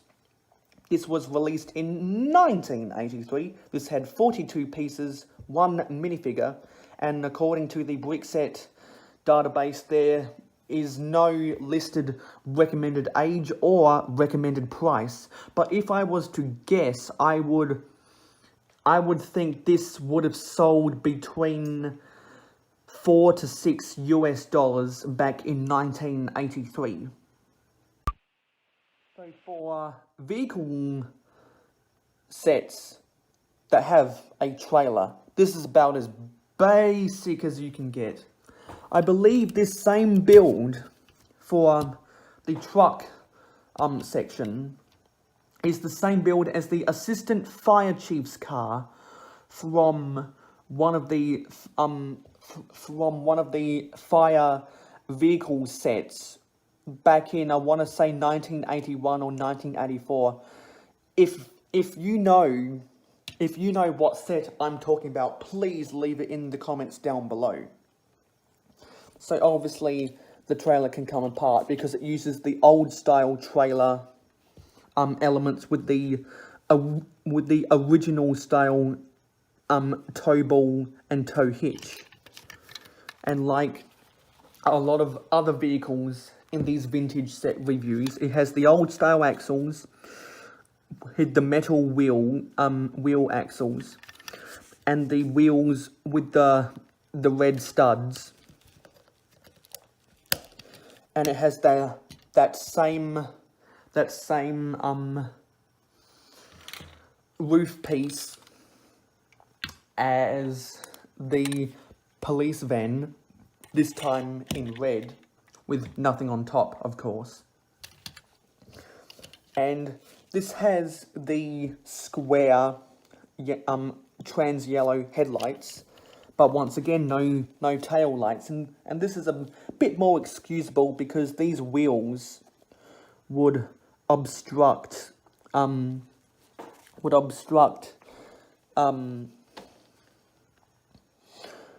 headlights at the bottom. But I would have thought they could somehow change this from a 1x3 brick to 1x2 bricks, and then put the 1x1 headlight bricks to add the tail lights. I thought that could have been done. I wouldn't expect them to add tail lights to the trailer build. But this also has that 5x4 chassis piece. And interesting for the rear, the rear axle on the truck section, it doesn't have this 2x4 wheel well plate because that's at enough height where the wheels won't obstruct. But the trailer does, and the ramp for the trailer uses the 3M finger system for the hinges, the frictionless hinges I like to call them. But the listing didn't include the motorcycle that would fit on this trailer. According to Brickset, it's supposed to be a classic light grey motorcycle or motorbike with a yellow yellow square 1x1 tiles on either side at the front, nothing on these studs, nothing, no tail lights at the back. It doesn't even have the headlights up front. Let's see if I can do kind of cameraception to see what I'm talking about. You can see right here. This is the image from Brickset. So I was to be honest, I don't mind not getting the motorcycle or motorbike with this set because I'm sure that helped bring down the cost of the lot of which I paid for this. But this is your typical run-of-the-mill 80s vehicle with a trailer that is just big enough to get the minifigure inside, get a little bit of cargo space, and the smallest space possible to fit the tiniest of vehicles. But if we pull the roof up with the hinge, you can see that this is one of the most common minifigures you'll ever find in an 80s set. It's the, as I like to call it, it's the I'm in charge worker uniform for the torso, because he's got the white undershirt, he's got the fancy collar, he's got the 3 buttons, he's got the 2 side pockets, and he's got a blue tie, the classic smiley face, and the black minifigure hair. And that's really all that this set has going for. Now I just need to figure out, instead of a motorcycle or motorbike, what am I going to put on this trailer? On third base, heading home. This is set 1248 Fireboat from Town City. This was released in 1999. This had 24 pieces, 1 minifigure, and according to the Brickset database, there was no recommended age, but this did cost $1.70 US back in 1999. And apparently this was also a Shell promotional set, so that can explain the simplicity of this. But it's not just your run-of-the-mill small speedboats like the Paradisa speedboat. I'll see if I can find, well, I'll put the link to the Brickset database for that in the description down below. But this is as basic as a Lego boat you could ever get, with a few accessories that make this fire themed. So probably my favourite build of this is the engine. I actually kind of like the technique of using the 1x2 modified brick with the clip bar, the horizontal clip bar that has the 3 slots for a clip to hook into. And I think these trans blue cone pieces are supposed to be just fire sirens, but you could view these as water monitors if you want. And of course, this assembly of the light grey 1x1 cone on the light grey a megaphone speed ray gun or blaster, if you're in Star Wars term, to make the water monitor up front. And if we take out the minifigure, you see that he's got the late 80s and 90s style of fireman's mustache. He's got the regular white fireman's helmet. He's got the yellow life jacket. He's got the dark grey walkie-talkie handheld radio piece. If we take his... Oh!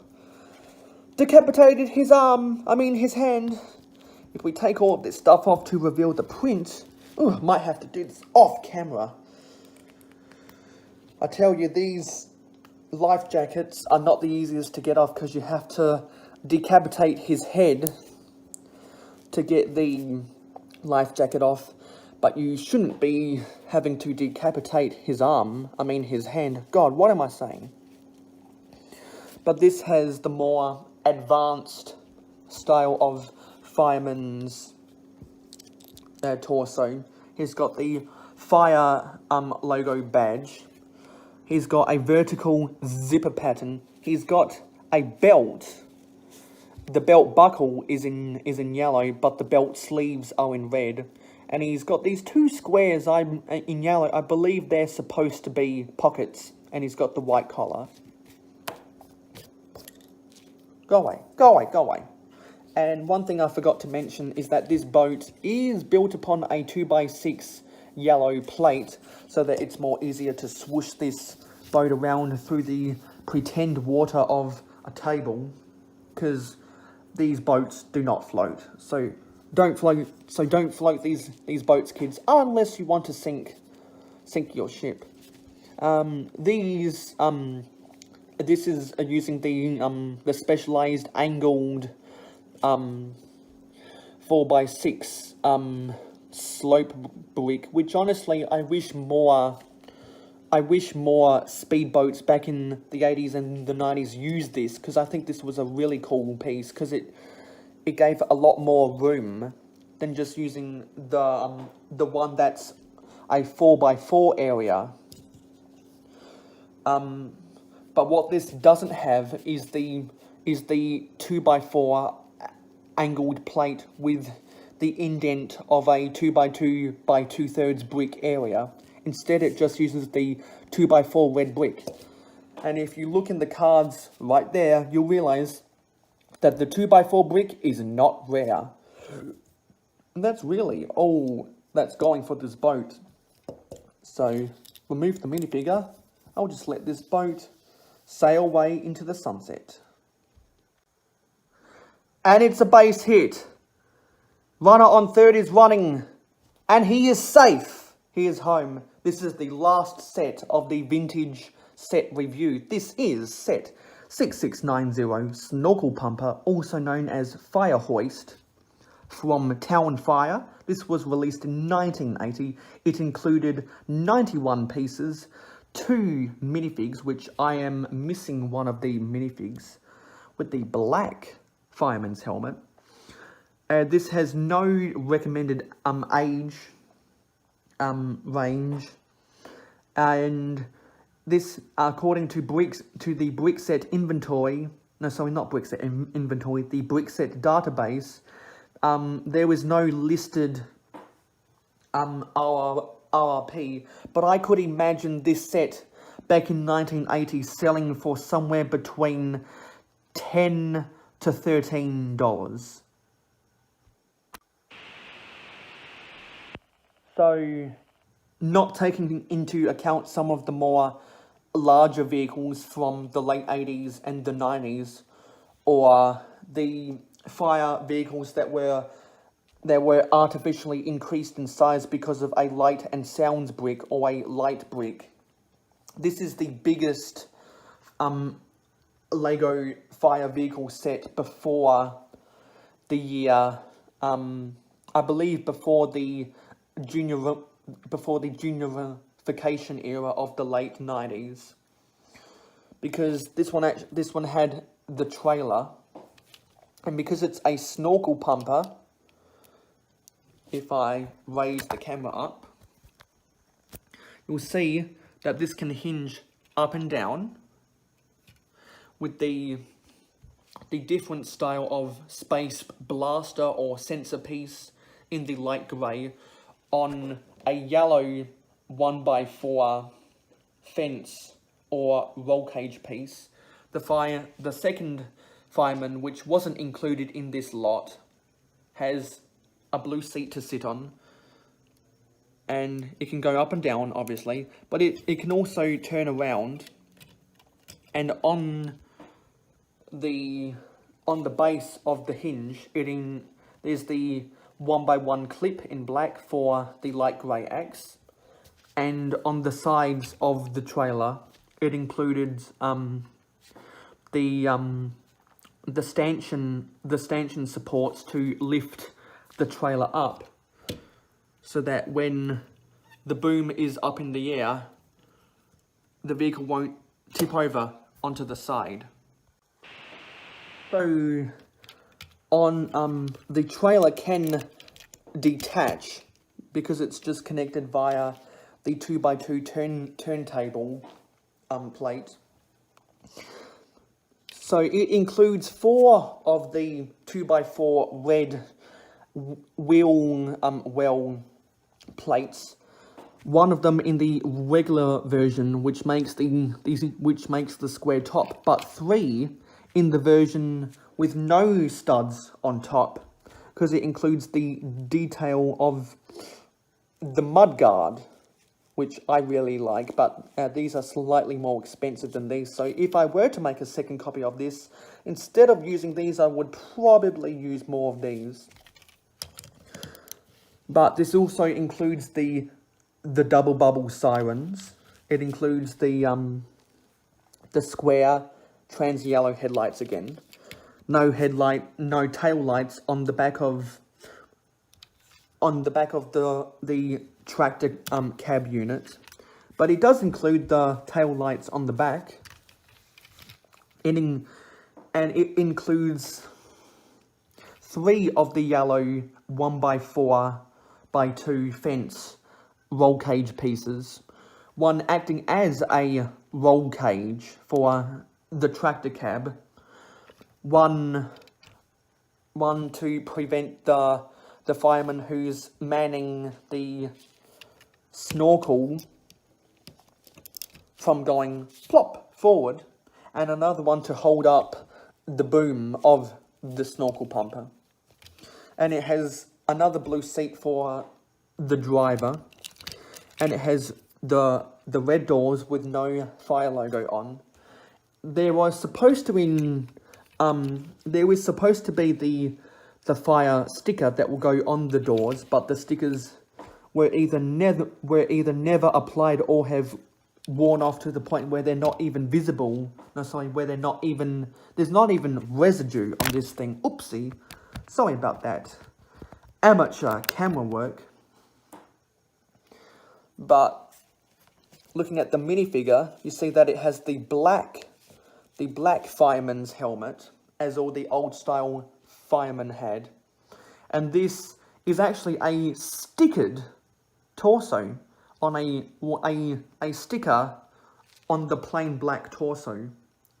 And if you can see closely, this hand is in a slightly more glowing shade of yellow than this more dull yellow, which suggests that there have been different ages of pieces used to assemble this minifigure. But all this minifigure has is the white belt, no buckle, at the bottom, and the 4 yellow buttons.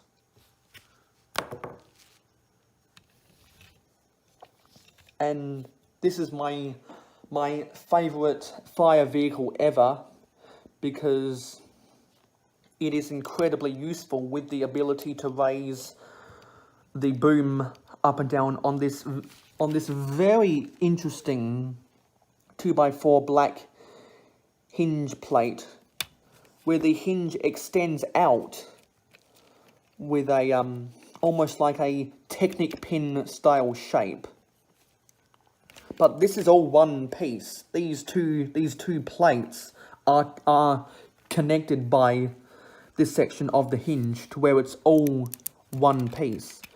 And I have some of these pieces, but unfortunately the hinge is broken, so I'll need to get more of those from Bricklink. But really, that's all she wrote. That's all she wrote. I would love to piece more of these together, because I would love to have a whole fleet of these things, because I want to have a lot of big buildings in my Lego town. Ah, I almost forgot. We get to use the magic words.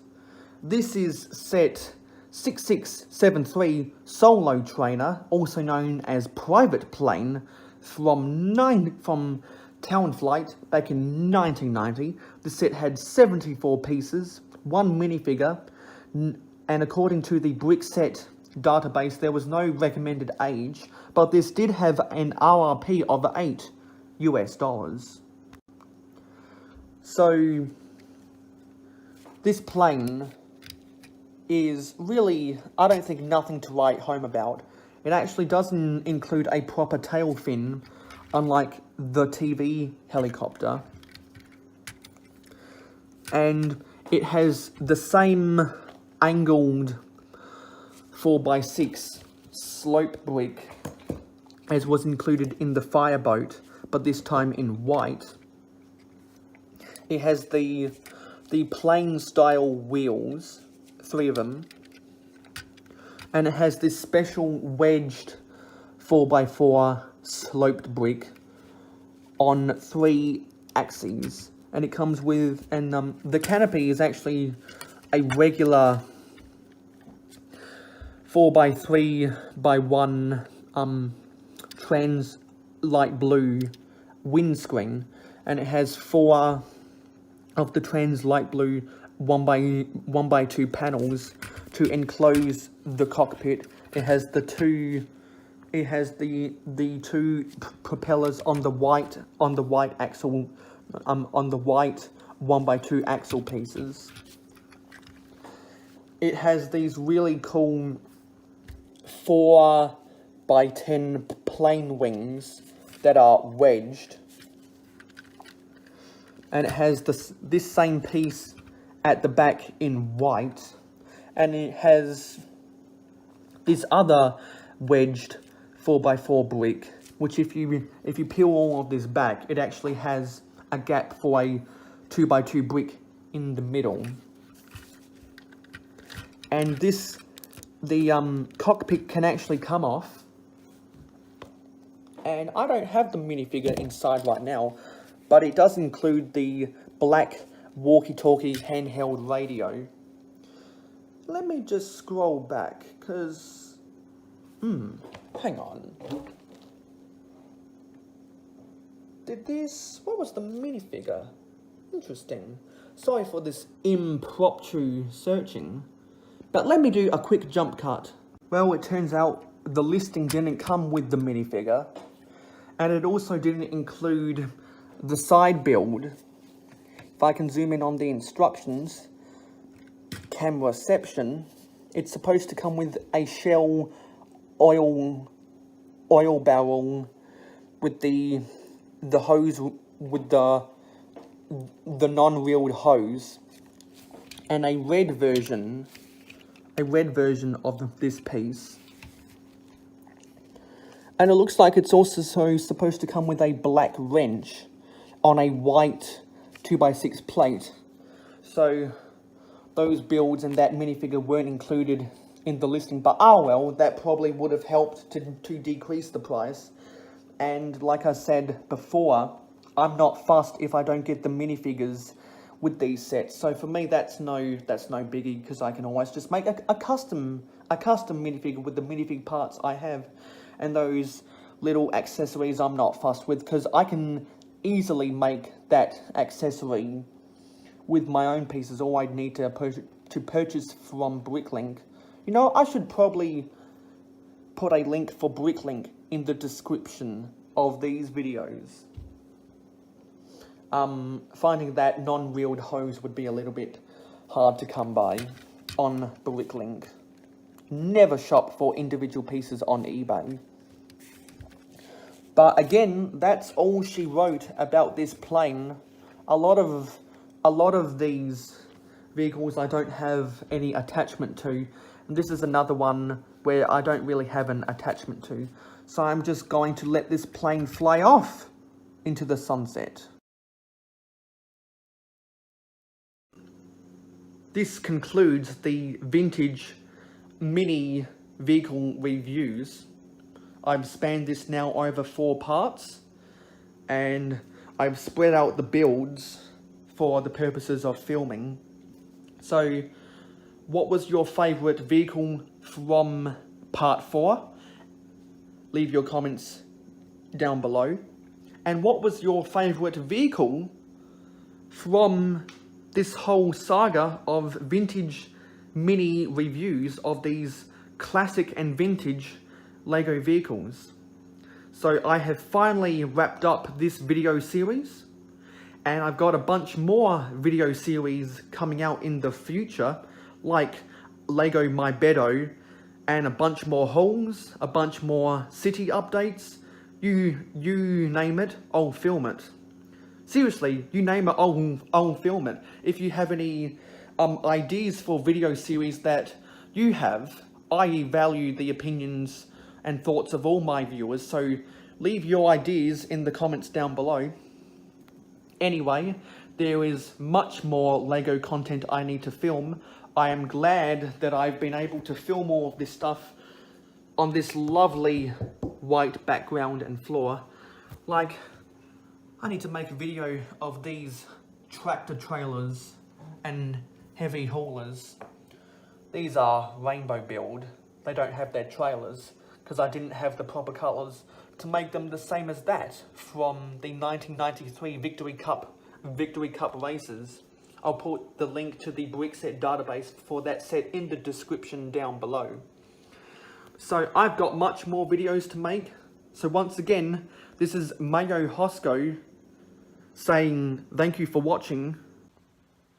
Thank you, thank you, thank you. Thank you for all fans, viewers, commenters, subscribers, and supporters of Mayo Hosko. You guys are the best fans in the world because you are a part of the Mayo Hosko community.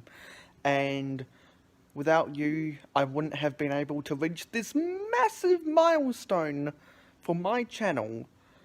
It was recently pointed out to me by one of my loyal viewers, Captain Matt, who I have links to his channel in all the descriptions of my videos, as well on my featured channel list. He only just pointed it out to me tonight, only 5 minutes ago from me filming this video right now, that because of all you loyal fans, whether you've been subscribed to me for a day, whether you've been subscribed to me for a month, whether you've been subscribed to me since I came back in July, August, September of 2020 to YouTube after a 3-year-long hiatus. I have just passed, in the reboot of Mayo Hosko, 5,000 channel views, and I could not have done any of that without you. You have watched me, you have liked or disliked the video, you have commented, you have subscribed, and the most special of all of you, like Captain Matt, like Thor Imsland, who are royalty, who are VIPs in the Mayo Hosko community. And if you want to be VIPs in the Mayo Hosko community, you can do the same thing by clicking any of the links to my Patreon on my YouTube channel or in the descriptions of my videos.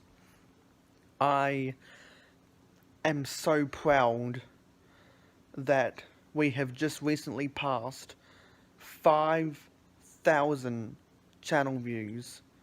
I could not have done any of that without you. And I'm having so much fun making these videos. I've got a bunch of videos to come out, and if you've watched my live streams, you'll know all my upload plans and all my times of filming, editing, and uploading over the university year, because I've just completed my first week of my second year of university, and this video will be going out to public in just over 8 hours. I could not have accomplished this success without you, and I just want to let you guys know that this accomplishment, this milestone of reaching 5,000 channel views, could not have been possible without you. You are the reason that I have reached 5,000 channel views. Thank you, thank you, thank you. You guys are the best fans in the world, and I can't wait to engage with you in the comments of my videos, whether you want to talk to me on any of my social media platforms. There are links for all of my social medias on my channel and in the descriptions of my videos. I'd love to have a conversation with you if you spare the time to initiate that conversation, whether it's in the YouTube comments or whether it's in any of the direct messaging systems on Facebook, Twitter, Instagram. I'm always available. I can't wait to make more videos into the future. Thank you for getting this channel to 5,000 channel views. 5,000 channel views! I am so pumped. Yes, I'm so pumped, and I will see you in the next video. Thank you, thank you, thank you. So as you can see in the background, I have finished the Manchester United Old Trafford Stadium set, and before Christmas the Lego store finally opened up in South Australia, and so I was able to get a Pick-a-Brick cup. So let's cut this tape.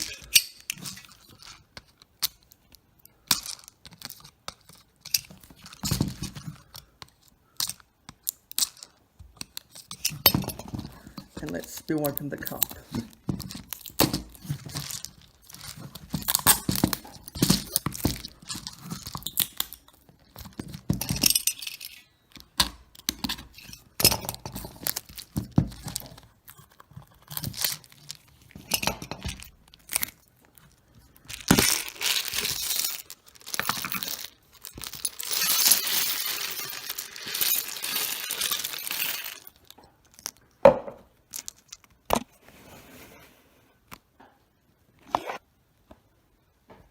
And that is what's in the cup. So if we look closely at the pieces I got, in order to make this thing as densely as possible, I wanted to create this center stack of the 2x4x2, the 2x4x2 trans clear windscreens. So I made a stack of them, and I put them inside these 1x4x6 dark bluish grey window frames, and I wanted to make a sturdy base for everything to fit on. So I got two 4x6 dark bluish grey plates, and I got a bunch of these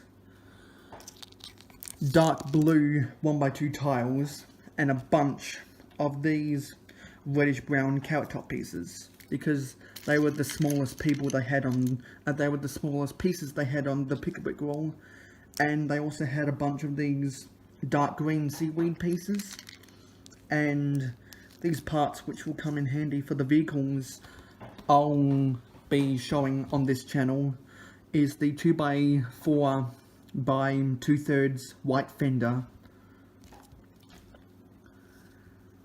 with the angular cutout instead of a round cutout, and also a bunch of these 1x4 sand green plates.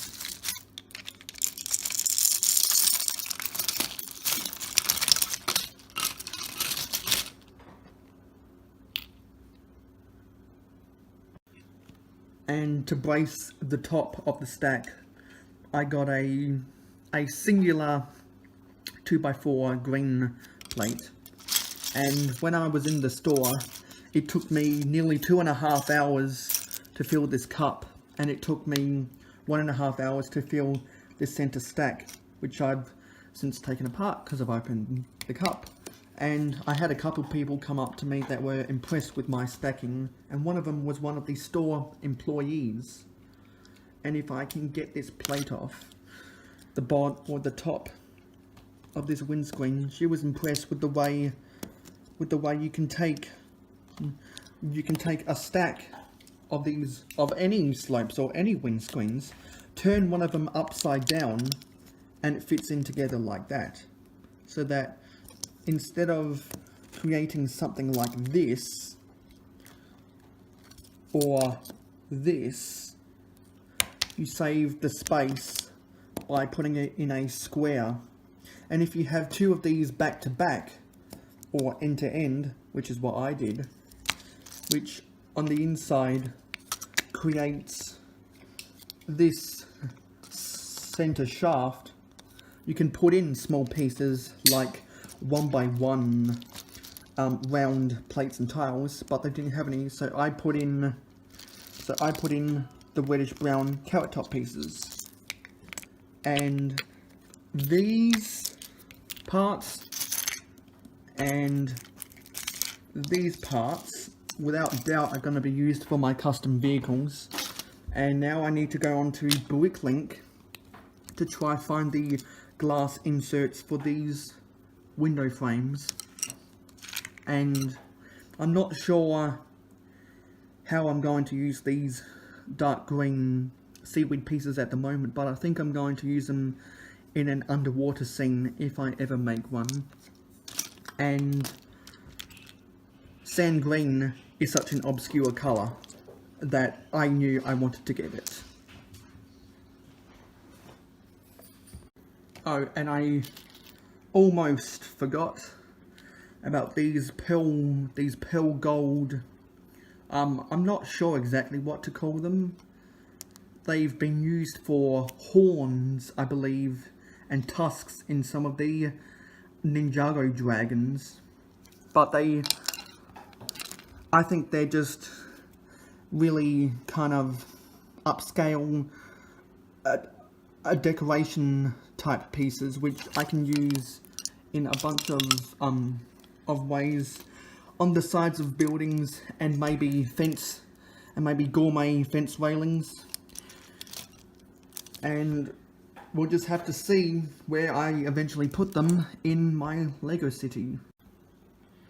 So in Australia, a pick-a-brick cup, the large one, costs $30. So with the conversion rate, it's $10 more expensive than what it is in the US, but I guess that's the price we have to pay because, you know, if you're Australian, you know. And if I get 4 more of these pick-a-brick cups with my VIP points, I will get $7.50 off my next purchase. So hopefully there will be at least 4 more pick-a-brick cup hauls throughout 2021, and I'm so happy with Old Trafford. I'm so happy. Anyway, this has been Mayo Hosko with another Lego haul. I believe this will be haul number 4. So expect to see more hauls in 2021, and make sure to keep coming back to Mayo Hosko throughout 2021, as I've got big plans for 2021. And a happy new year from me, Mayo Hosko. Anyway, thank you for watching this whole video.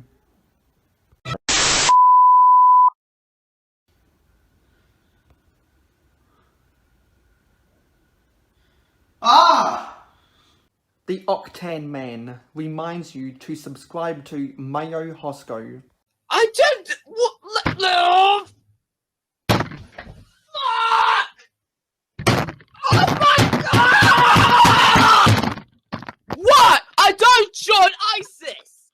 Are you fucking kidding me? Let's open this package.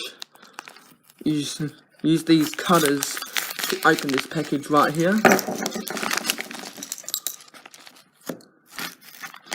Come on. That's not the best unpackaging of a Bricklink order right there. So let me just empty out the contents. Here's a special note. Bricklink, hashtag 888-9551. Thank you. So this must have been from the Bricklink seller. And so from this Bricklink seller, I got a whole lot of these 2x2 10 jumpers, because I need these for the sidewalks around my city. And I got 300 of these. And I've been searching for a while now for these parts at a cheap price. And I found them for only 3 cents each. So I immediately pounced on this seller. And I got 300 of these bad boys. And now I can go start tiling up the sidewalks of my Lego city. So this has been my first Bricklink haul on camera. Thank you for watching. If you are an avid Lego collector like me, and especially if you are an AFOL, you are bound to do this once in a while. A massive sorting session. And this is my parts collection. so big that it's sprawled onto my kitchen counter. And because this is a sprawling mass, it's time for some upgrades. Let's crack this thing open. Today's date is Friday, the 22nd of January 2021. I woke up at 10 AM this morning and the mailman came at 11. And if you couldn't tell by the outside of the box, there was a silhouette of what is inside this package.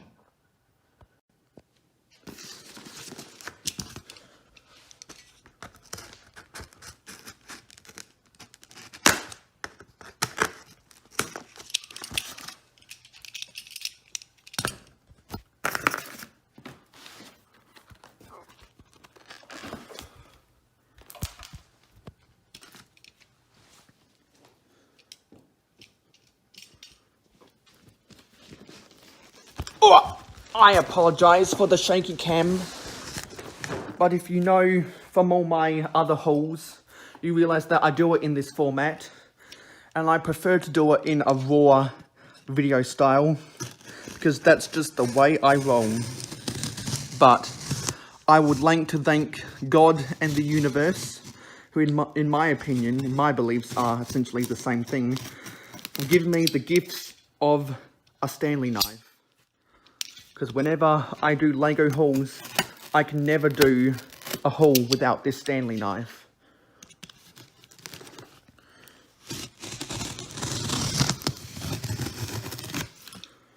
Hopefully that tape is cut. Now, need to cut the sides here.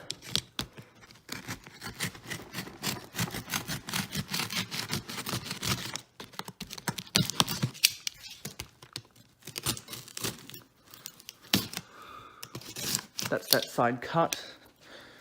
Now let's cut the other side. And yes, cutting with one hand isn't the safest thing in the world, but I know how to control a Stanley knife, because you always got to cut away from you, as all the unboxers will always tell you. But you've also got to have a firm hand at the controls. There's the lid, taken off. There's the other.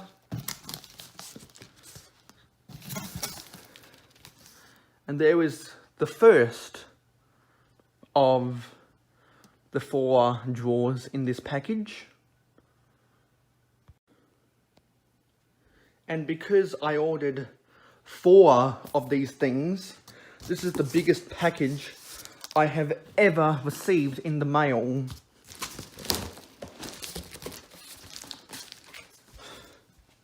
I'm not going to be able to slide these out on camera. So let me just do a quick little jump cut. So there they are. 4 of these 60 drawer storage drawers. That means 240 individual drawers in this package. Now let me cut off the plastic.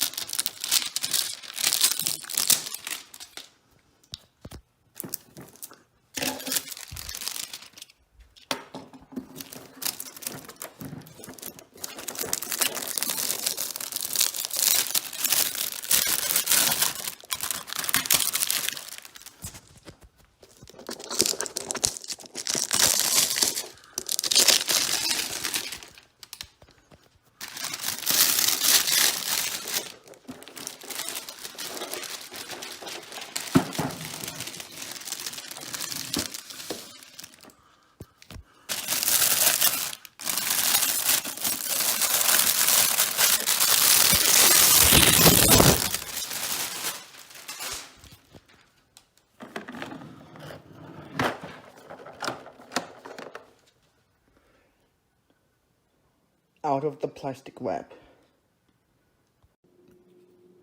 So here are my new storage drawers, all unboxed, all unwrapped out of their plastic, and here they are. So I did order 4 of these, and I got these on eBay. They have their dimensions are 39 centimeters wide by 47 centimeters tall and nearly 16 centimeters deep. There are 60 drawers per storage drawer unit, and each drawer is about 5 centimeters wide, compared to these drawers, which are, let's see, are nearly also 16 centimeters deep, but they are slightly wider, probably closer, probably, I'm going to estimate somewhere between 50 to 55 centimeters wide, and they are probably about 35 centimeters tall. So these drawers are bigger, but there's less of them. And the problem I was having with these 2 drawers is that because they're so big, when you have a lot of small pieces in small quantities, like a lot of stuff you can see from behind right here in this general area, you get a lot of wasted space. So in that case, that's where smaller drawers actually come in handy. And if you can see this, I am easily pulling and pushing this back and forth, back and forth. And yes, they do have dividers in every drawer. These ones don't have dividers, and if I come around to the other side, there's little tabs on the bottom, and each drawers have slots that they slot into, and those tabs rubbing up against those slots cause some friction when you're first trying to pull these out, and it kind of has a clicking motion when you want to push them back in. So I think these drawers would be a lot better for bricklink sellers, and I believe those drawers are now off the market. These drawers are widely available on eBay, and there are more than 5 options of different styles of drawers. You can get these storage drawer units with similar drawer sizes to these, which is good if you have a lot of big pieces, like big bulks of bricks. I find that these are very good for storing Lego bricks, but these drawers are very good for storing your smaller, more minuscule, detail enhancing pieces, as I like to call them. And by detail enhancing, I mean stuff like 1x1s and clips and other special pieces that have bar connections, etc, etc. If you've been collecting Lego in the last 5 years, you know the kind of small pieces that they include in sets to add detail. And so now let's talk a little bit about price. I believe those originally cost $35 in Australian hardware stores like Webco. These cost $43 on eBay, and even though these are a bit more expensive and they are a tiny bit more smaller than those ones, I do believe that these are of a better quality. And as you can see, they are actually stackable, unlike those ones. Both of them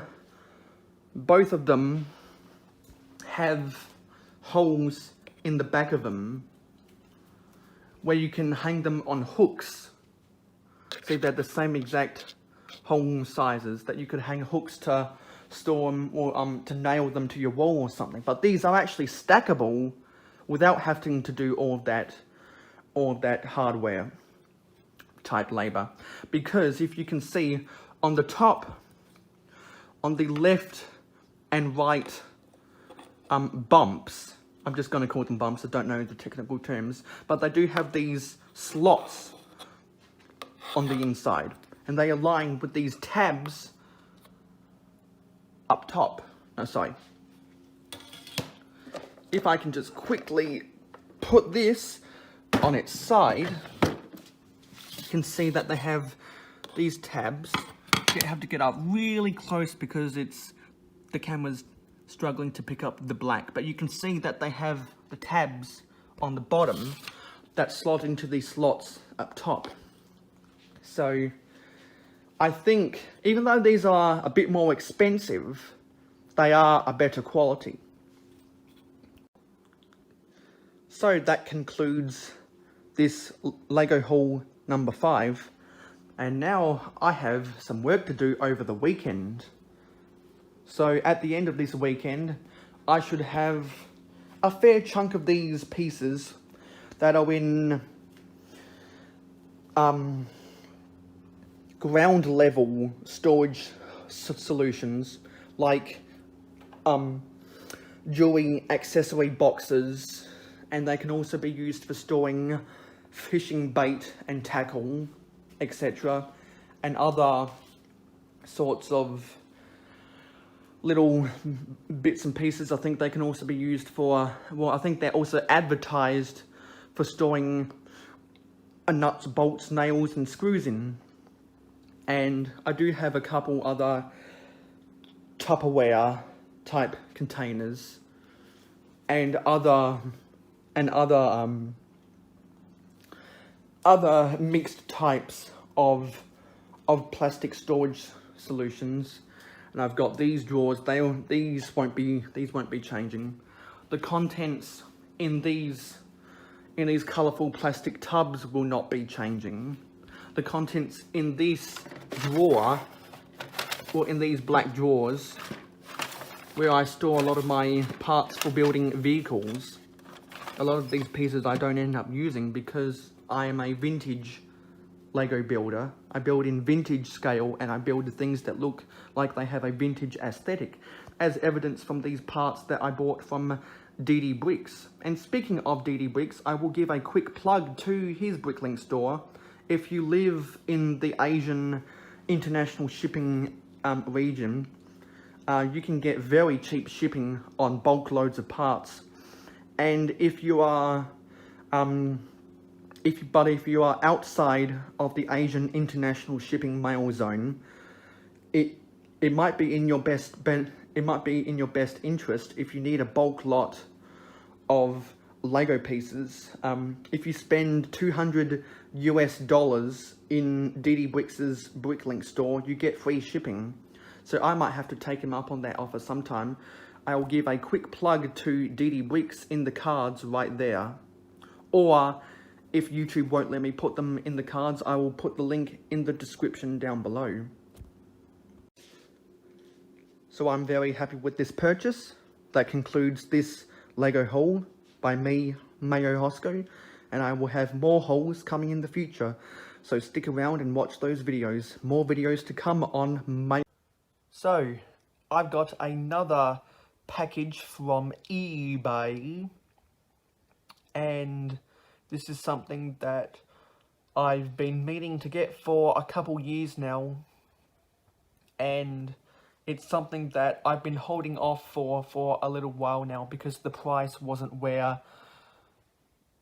I wanted it to be at. But I found a listing that was slightly higher than what I expected to pay, or than what I was hoping to pay, but it was the cheapest one, and I feel like it's going to be that type of price range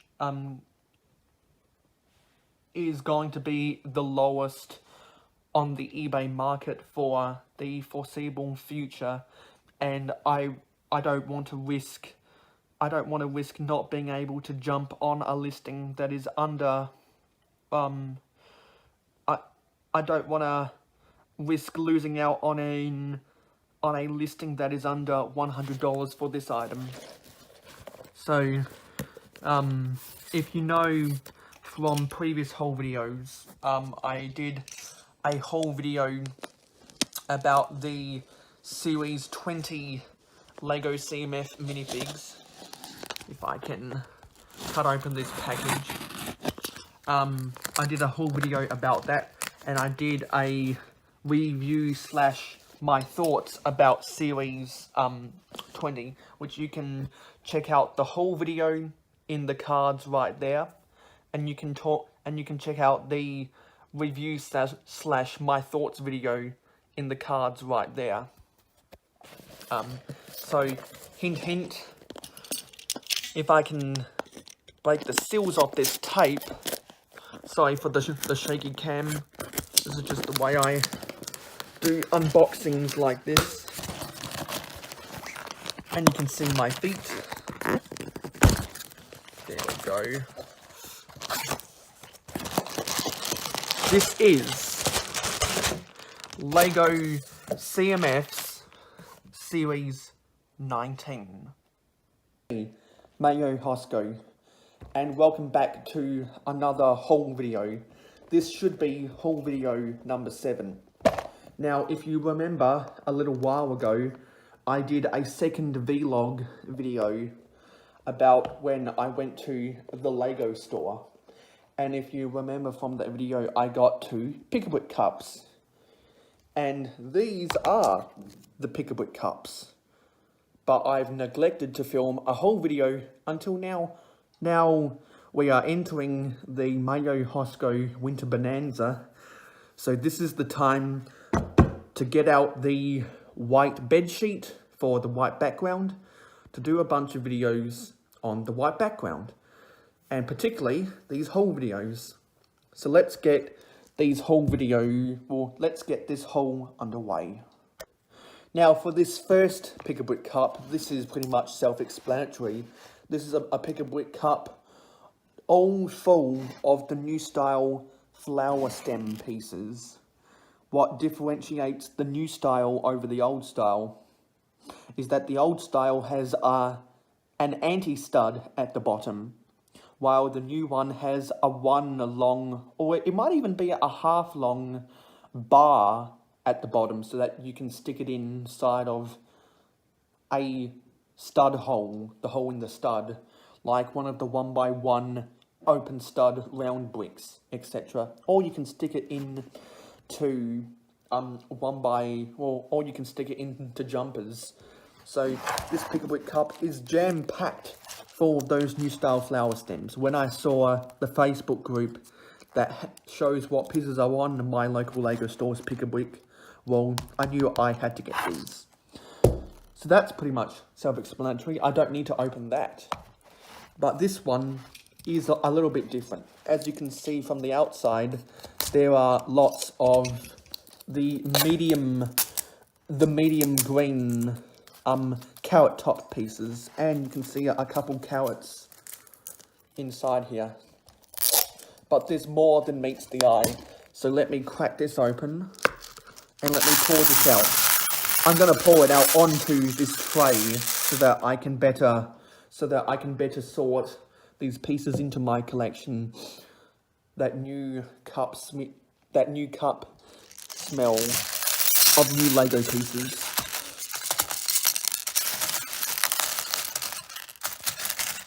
Yeah, when I pick my Pick-a-Brick cups, other customers and employees who are really, really nice to me whenever I come in, they always give me credit for my mad stacking skills, because I've learnt from a lot of people, and I've learnt a lot about the geometry about Lego when picking your bricks.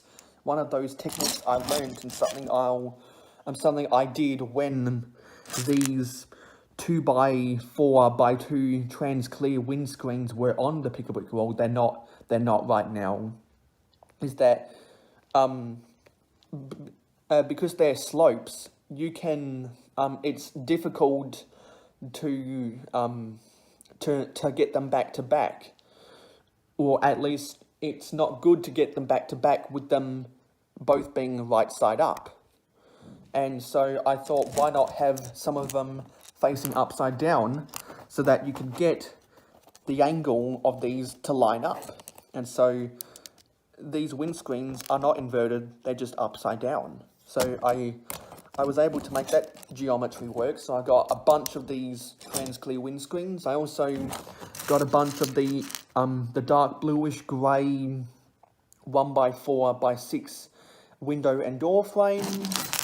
I got some 1x6 dark bluish grey plates. Oh, and another technique I learnt was to for my upside down builds of trying to stack the windscreens, try to put small pieces inside. So I put more of the carrot top pieces on the inside. Then I got two dark tan 2x2 round jumpers. I got some black 2x4 plates. I got some black 4x4 plates. I got some light bluish grey 1x4 plates. Kind of just taking my build apart as I go. What else? I got some of these 4x6 plates with the clipped corners. I got some white 1x3 plates. You can see I got a bunch of these. I stacked these real good. I was able to squeeze some more flower stems in here.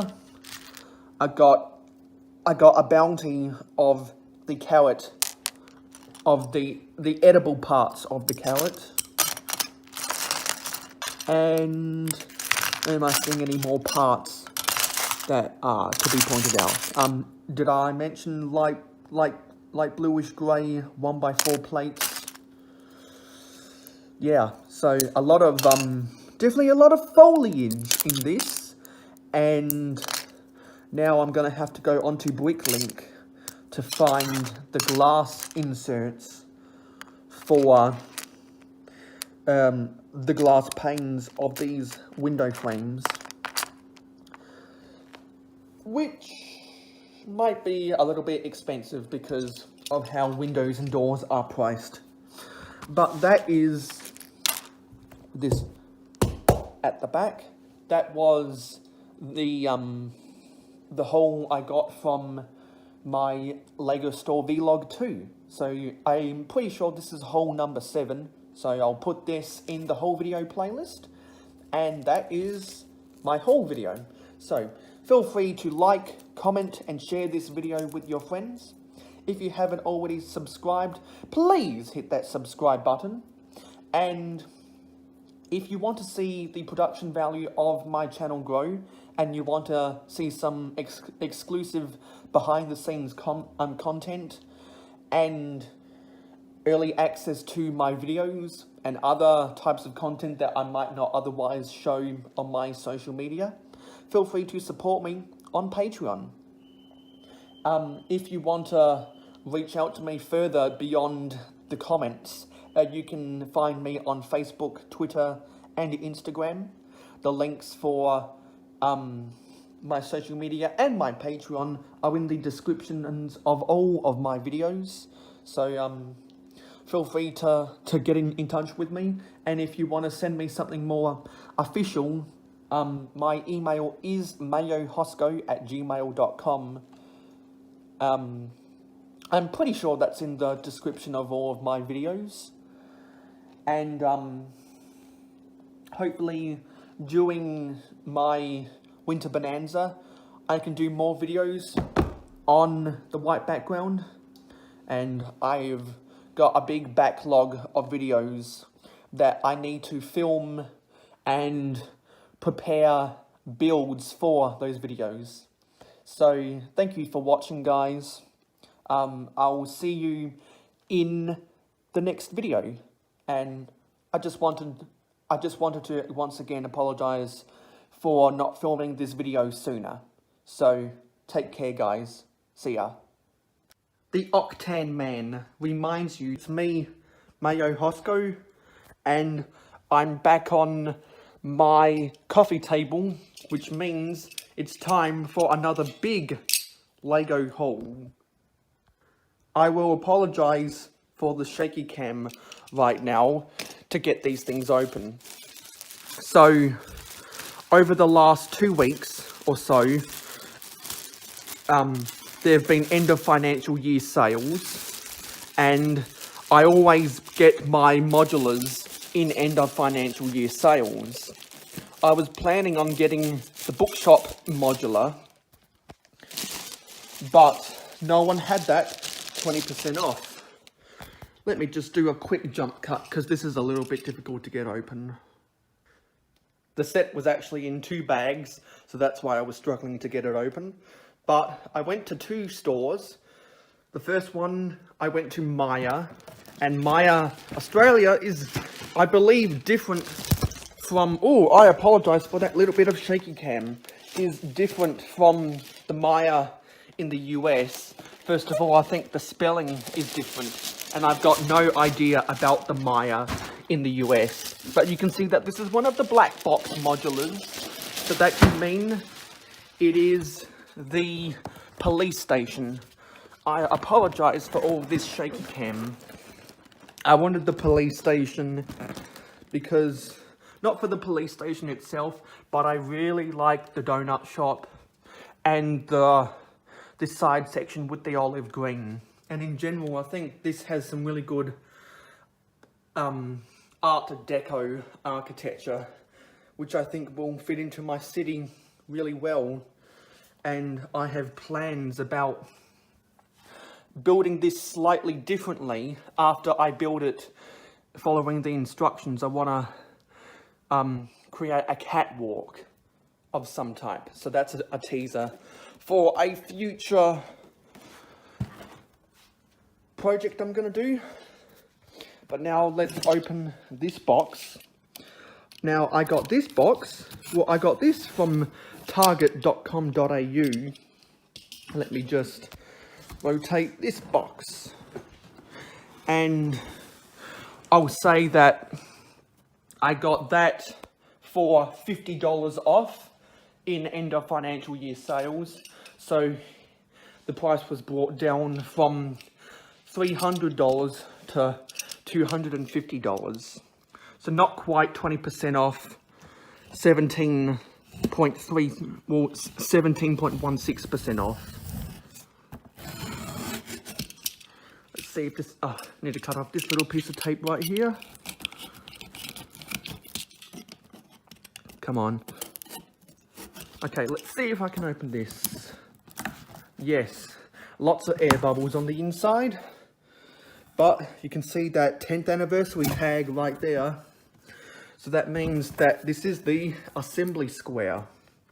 The assembly square is set 10255. And the police station is set 10278.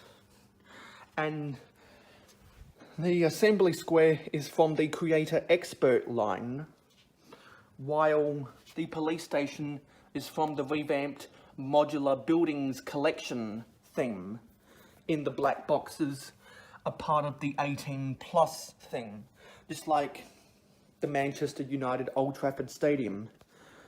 So let me get this out of its box, because this will require 2 hands and there's a lot of air bubbles. So there is the assembly square out of its packaging. By comparison, this is a 16 plus set, while the police station is an 18 plus set. And this, I got this for $300, which was also a 17.16% savings. A lot of stores in Australia have these before sales for $400, because, as everyone knows, the assembly square is 1.5 times the footprint of a standard modular, because it's the area of 32 by 48 studs. But Target Australia had this at normal retail for $360, and I ended up actually getting this for $295, not $300. I guess Target had price matched with Amazon's price, and whenever the retailers choose to price match with Amazon, I prefer to shop with the retailers, because retailers like Target and Big W and Kmart, they need my money more than Jeff Bezos needs it. Because Jeff Bezos is set for life and I don't want to keep lining his pockets. So I'm very excited to have these modulars in my collection. I was originally going to be parting this set out, but now that I decided to pass on the bookshop, I am going to build this. And I decided to pass on the bookshop because I was able to make room for the assembly square in my city. And you can go check out those updates in the Lego City Mayo City playlist, which you can find around my channel somewhere. So I'm going to now be building this, and I'm going to be building this set in live streams. And when I'm done with those live streams, this video that you're watching now will come out after those live streams are finished, because not everyone watches the live streams. But anyway, I digress, and I will be building this in December for Christmas time. So yeah, those are my plans. I'm actually going to be live streaming right after this video, because I've got my computer and my microphone ready. So feel free to like, comment, and share this video with your friends. If you haven't already subscribed, please hit that subscribe button to be notified of all of my uploads. Be sure to click that bell icon so that you don't miss out. And if you want to further support this channel, you want to see exclusive behind the scenes content, you want to get early access to my videos before I post them on YouTube, you want to see exclusive images and text that I might not otherwise share on my social media, you want to have the right to vote, you want to vote in some of my polls to get some administrative power about what goes on around here, and you want to see the production value of this channel grow, feel free to support me on Patreon. If you want to reach out to me further beyond the comments section down below, you can find me on Facebook, Twitter, and Instagram. Links to my social media and my Patreon are in the description of every Mayo Hosko video. And if you want to get further involved in the Mayo Hosko community, you can join the Mayo Hosko fan club, which is a Facebook group. So if you want to get involved into that, just send me a message via any means of communication that you want to join, and then I'll send you a link so that you can join the fan club. Anyway, thank you for watching this whole video, and I will see you in the next haul, whenever that comes out, and I will see you in the next video. The Octan Man reminds you to subscribe to Mayo Hosko. Honk honk.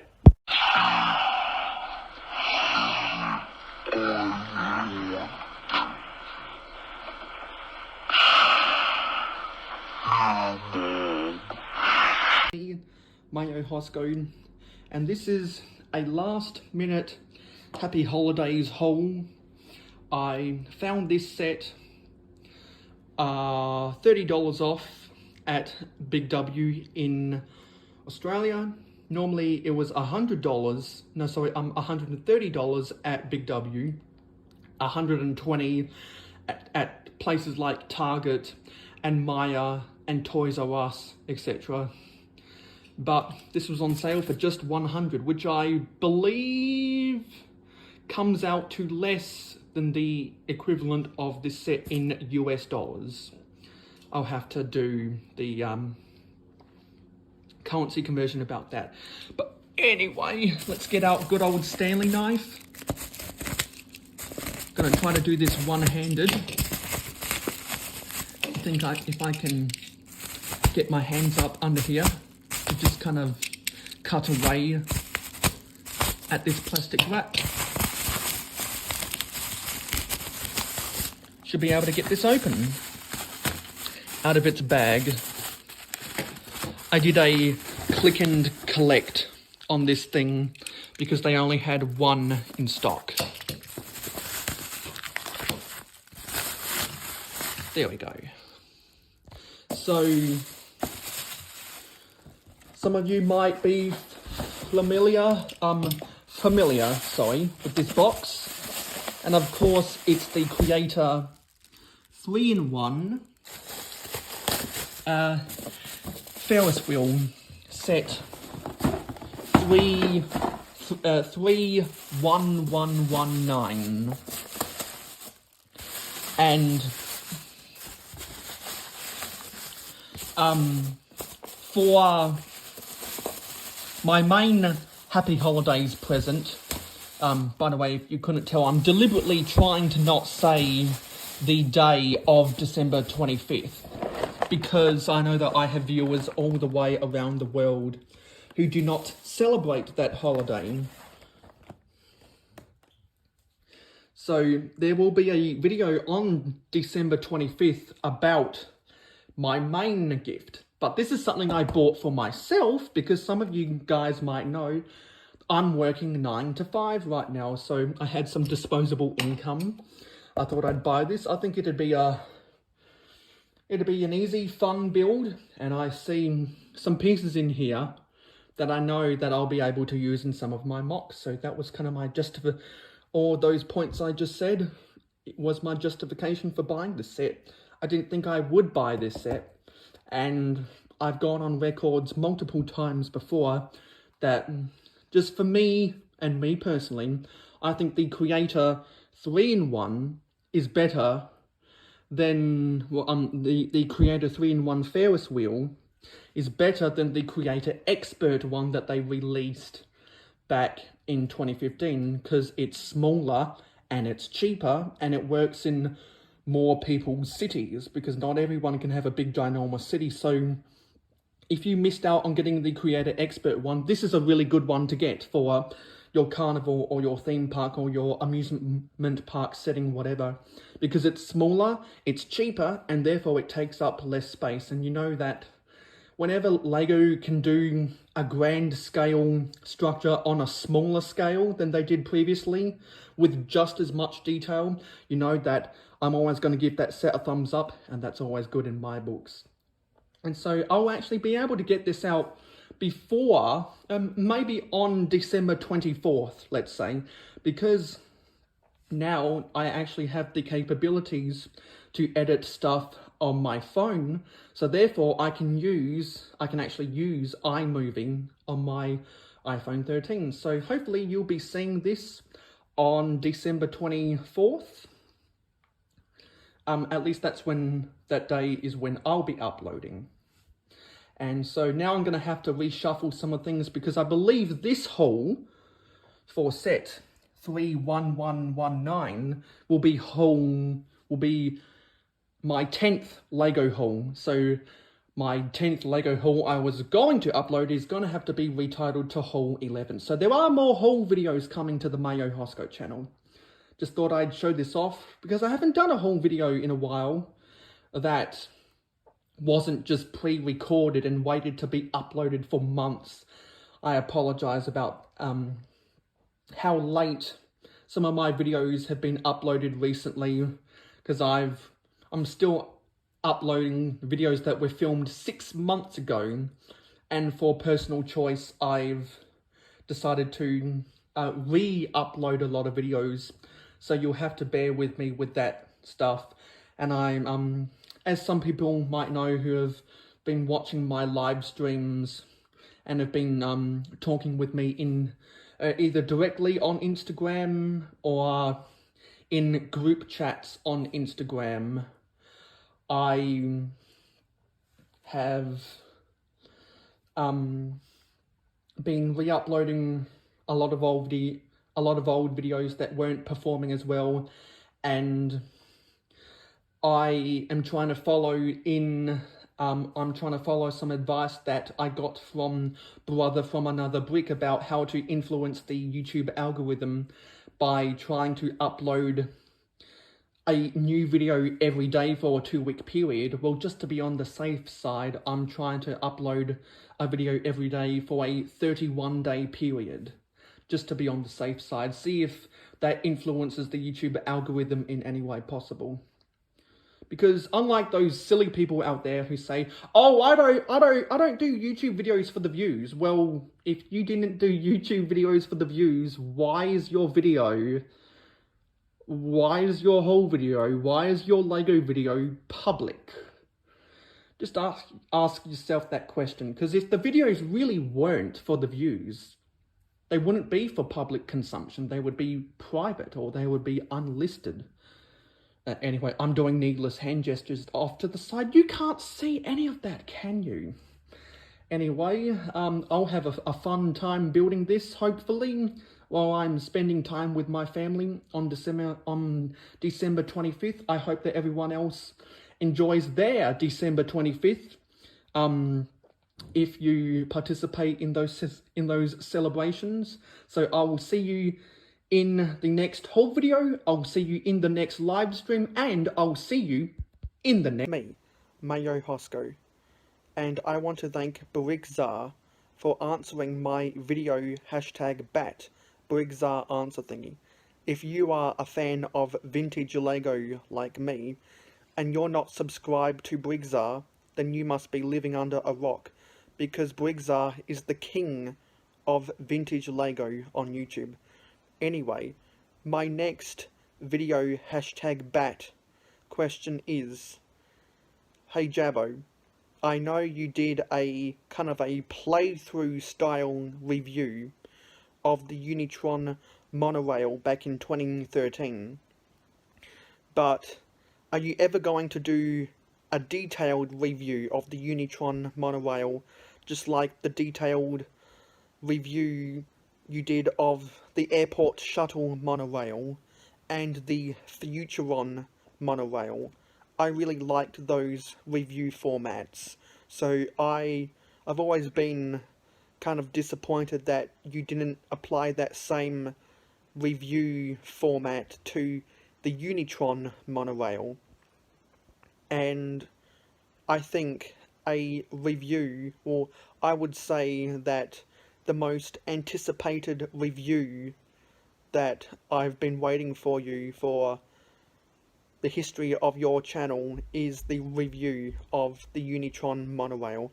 I know I'm not the only one who would like to see a proper review of the Unitron monorail, and I think a couple of us might dare to say that the Unitron monorail, particularly because of the switch tracks that are included, actually makes the Unitron monorail better than the airport shuttle. I know that might be controversy to say, but I'm one of those people who thinks that the Unitron monorail is better than the airport shuttle monorail.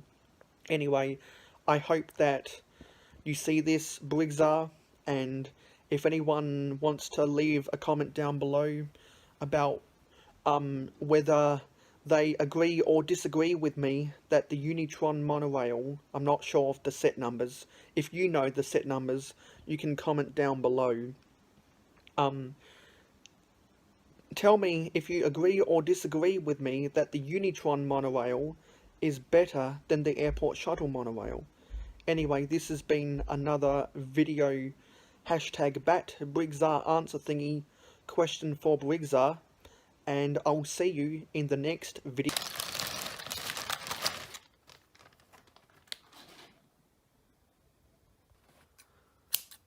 Let's crack these things open.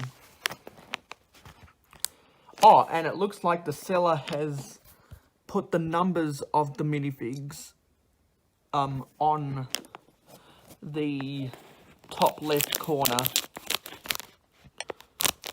So that avoids the guessing game, but it's still guessing game for me because I don't know the numbers. So, I don't know the precise names of the minifigs. So I will just go by the numbers, and people can post up what the official names are in the comments down below. I'll post the link to a brick set down in the description, because they always show the names. But that's number 3. Don't want these things rolling away. The second one.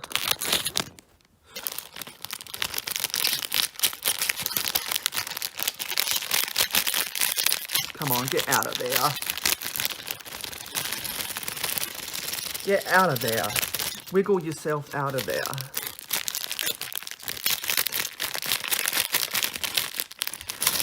Oh, there we go. This looks to be minifigure 2. And I already know that I kind of like this one because of, he's got a naked torso, and he's got the shower cap, and he's got the green rubber ducky. I'll put the bags I've opened at the back here. This is figure 1.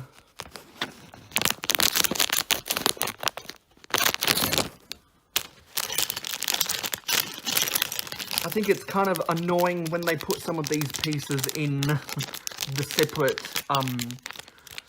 separate bag. But I know that this is definitely the gamer. There's no denying that.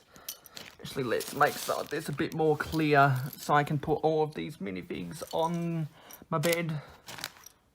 But that's definitely the gamer. And one thing that really sticks out for me is the game controller piece. I think it's supposed to be, can I get a focus? I think it's supposed to emulate a PlayStation controller, but obviously not going to have the proper colours because of licensing. This looks to be minifig 6.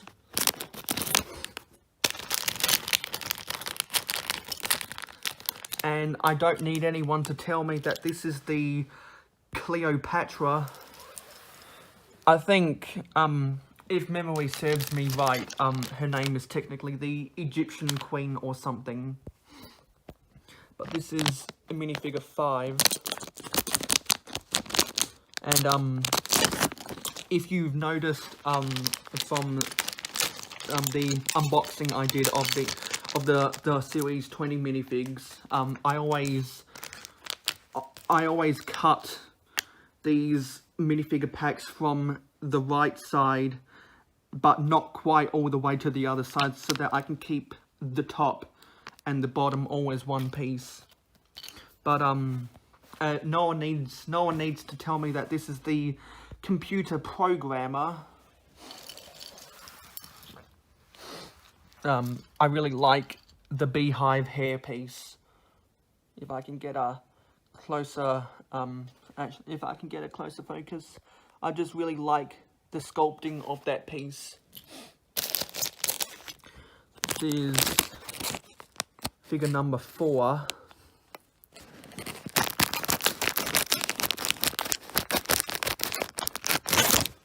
Sorry about the bad focus when I'm cutting these things open.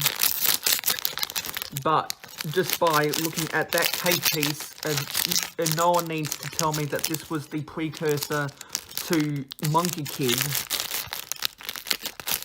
Is that everything? See, I think it's so annoying when they have these separate bags inside. Oh, Sorry for the bad focus. It's so annoying when they have the separate bags inside because they never want to come out properly. And you know what? I actually cut the bag open when I was unbagging this thing. And I'm honestly not sure what I make of the precursor to Monkey Kid, the Monkey King minifigure. I think some of the Monkey Kid sets are pretty cool, but it's not a theme that I'm going to collect. This is minifig 10, and this is the pizza costume guy. I believe this piece for his cover over is the same mold as the watermelon costume guy from the Lego Movie 2 CMF series. This is minifigure 16. I think I'm just gonna unbag all of these all in one fell swoop. And by looking at those wheels, I think this is the BMX rider. Get out of there. See, these things are annoying when they have a separate bag inside. Get out of there. See, I think this is a horrible design for the CMF line bags, and this is so annoying that I'm going to have to do a jump cut here because I'm trying to wrestle this thing out of here. I'm pretty sure this bag was somehow glued to the inside of the foil pack. Ugh, I really don't like that design. And I think they started doing that, this is figure 15. I think they started putting separate bags inside of the foil packs with the Lego Movie 2 CMF series. If I'm wrong about that, feel free to correct me down in the comments below. And I don't know the name of this minifigure, but whenever I think of this rainbow bear person, I always think of something you can build at Build-A-Bear, for obvious reasons. Moving on, let's go to figure 9. I'm doing these all out of order, and I apologize if you hear any background noise. That is not my doing. But this is, I believe, this person is the dog walker, and I'm a sucker. If I can isolate this and focus on it, I'm a sucker for the ponytail baseball cap combos. However, I wish that dog paw print wasn't there. And I didn't know this, but you actually get 2 dogs.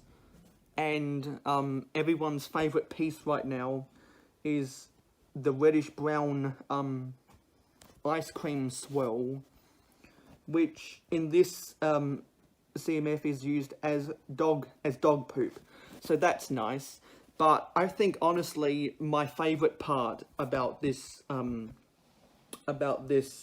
figure, because I'm not a dog person at all. Feel free to leave all your hate for me down in the comments, because I don't like dogs. Well, I don't like dogs. This is a bright green shovel that just looks. Why would you have a bright green shovel unless it's a children's toy? I find that really funny, actually. Because where would you ever see a bright green shovel in your life? I think that's pretty funny.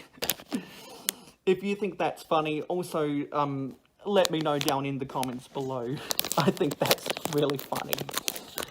This is minifigure 6. I'm sorry, I'm chuckling right now. This is probably everyone's least favourite because it's the least creative of the figures. But it's the female firefighter, and I don't think all of the pieces dropped. No, I think Something tells me that something got left in the bag. Moving on to figure number 7. And this is the Explorer. I think it's an Explorer. But just like it's got one of these magnifying pieces. And if you watch my live stream series of Mayo Sorts It, you'll realize that these magnifying pieces actually work. Let me try and give an example. See, it actually works. And I think that's one of the coolest minifig accessories they've ever done. And it comes with the bright green chameleon. So I like that. More power to chameleons. This is minifigure 12.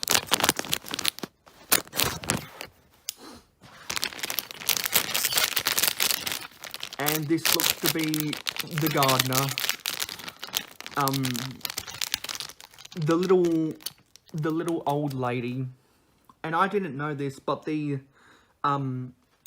magenta dark pink flamingo actually comes attached to, I think it's a 3-long base with the stud. I thought that was a separate piece, actually. And look at those pants. They are medium azure with leopard prints.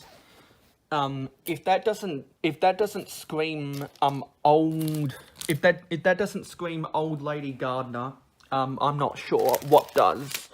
What minifigs are left to go? Actually, have I unbagged all of these things? No, here's another one. And here's another one. 1, 2, 3, 4, 5, 6, 7, 8, 9, 10, 11, 12, 13, 14, 15. Where is the other one? Here it is. Might have to do another jump cut now. Let's open the final 3 figures. This is figure 13.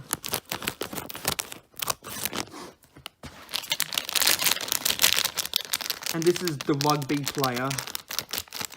I'm more of a rugby league fan myself, but I think this is supposed to be a rugby union player.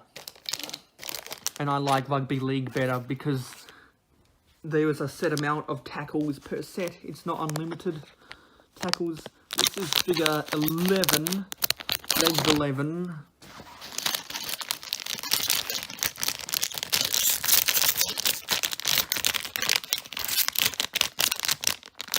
And I don't know the name of this figure, although I really do like this book cover piece. This is flipped upside down. This is the a book cover piece printed with black, white, and it looks like metallic gold on trans red. I think that's a really interesting piece, and the black modern style epaulettes are pretty cool as well. I really don't know what that minifig is supposed to be. And looks like this is the last one, minifigure 14. And this is the fox lady. She is one foxy lady. So, what does the fox say? And definitely my favourite piece from the CMF is the light tan chicken. Correct me if I'm wrong, but is this the first light tan chicken we've had since the Mill Village Raid set from 2011 Kingdoms? Correct me if I'm wrong about that.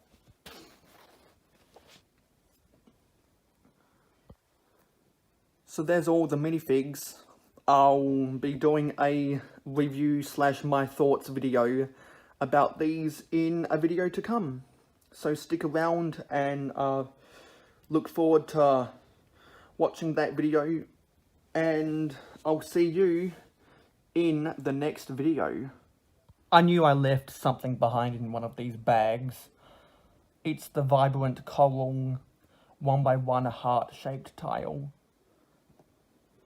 If you have any comments, questions, concerns, recommendations, or feedback, just leave it in the comment section down below. If you like this video, hit that like button. If you want to see more from me, hit that subscribe button. Be sure to share this channel, any of my videos, or my playlists with your friends and on your social media. I value what you have to say, therefore I want to encourage viewer engagement wherever I can.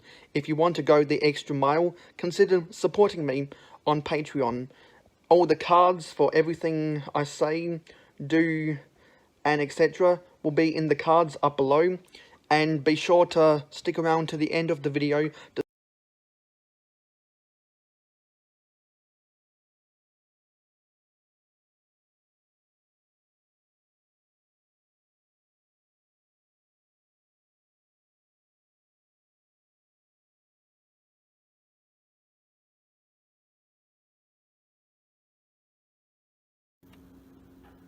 Unfortunately, I've misplaced this green brick guy's hairpiece.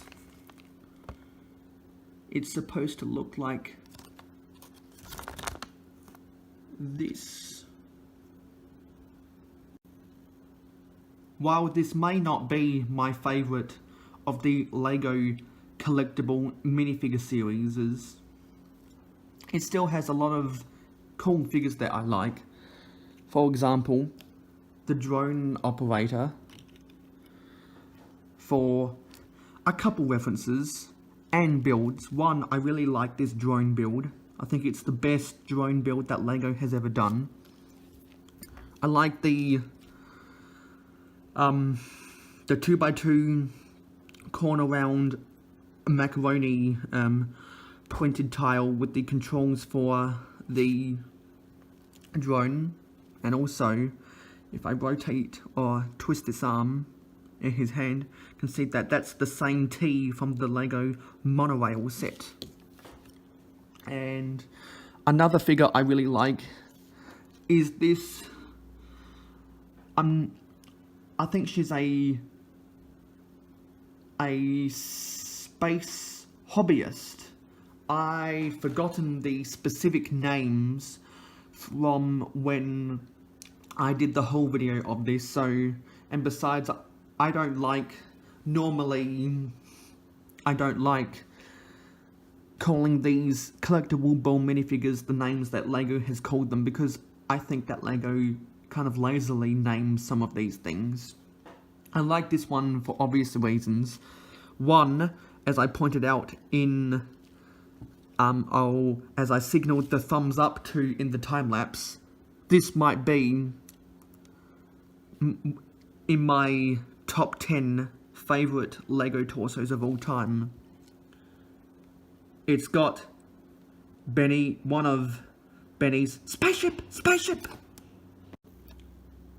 She's also got the hair hat combo with the dark brown ponytail, the vibrant coral hat, and you can see space lettering on the top, and the A is a star, and she's got the all-important LEGO wrench that's used for as every piece of tool in every LEGO set ever, and the 1x1 round white brick has the NASA logo on it, which is really cool. This is a really good figure. This is a great collectible minifigure. Another one that a lot of people like, including me, is the Pinata Boy. For lots of different reasons. The printed dog, or maybe it's a pony pinata, got the very vibrant Mexicana pinata colors, and he's also got the Mexicana coloring for the poncho and the cool Mexican hat, which is something that we can use on a lot of our mariachi figures. Another one I really like is the breakdancer. A lot of people like this person, and she's one of those collectible minifigures that has the new piece that has a 45-degree angle in a too long bar, and instead of it being a bar the whole way through, the top of it is a stud with the hole in the middle, and this is really good for posing a lot of figures. And if you're going to have a break dancer, you want to pose her doing some breakdance moves. And also, I think a lot of the minifigures from the DC collectible minifigures have the same piece. She's got a cool hair hat combo with the long hair, the white cap, and I'm not sure what that logo is trying to mimic, whether it be, I don't think it's Adidas, I don't think it's Nike, it's one of those, and she's got the cool dark turquoise boombox with the gold, with the metallic gold printing. That's another good one. And something that a lot of 80s culture people, a lot of the 80s culture people are really going to like this one, although this rocker has the really cool 80s male long hair, bright dark magenta. I don't think it's dark pink, I don't think it's classic pink, I think it's one of those pink colours. I can't remember the exact name. If you want to look up the exact name for any of these things, you can check out the Bricklink colour guide or colour chart. Something that might get on the nerves of some of those people is that with the cool 80s electric keyboard,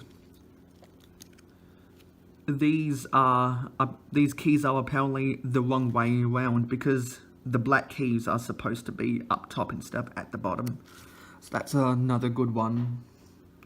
And probably the flagship minifigure of this series is the green brick guy. We saw the red brick guy and the blue brick girl back in series 18, and I don't think I ever got the red brick guy, but I've got about 3 of the blue brick girls, and for the life of me, I just can't find his hairpiece because I misplaced it after the whole video. And something that a couple people have complained about is that it's a pretty lackluster 2x2 tile with the 10 on it for the 10th anniversary of collectible minifigures. It could have been gold, metallic gold printing or something. And it's not your normal green, it's the bright green.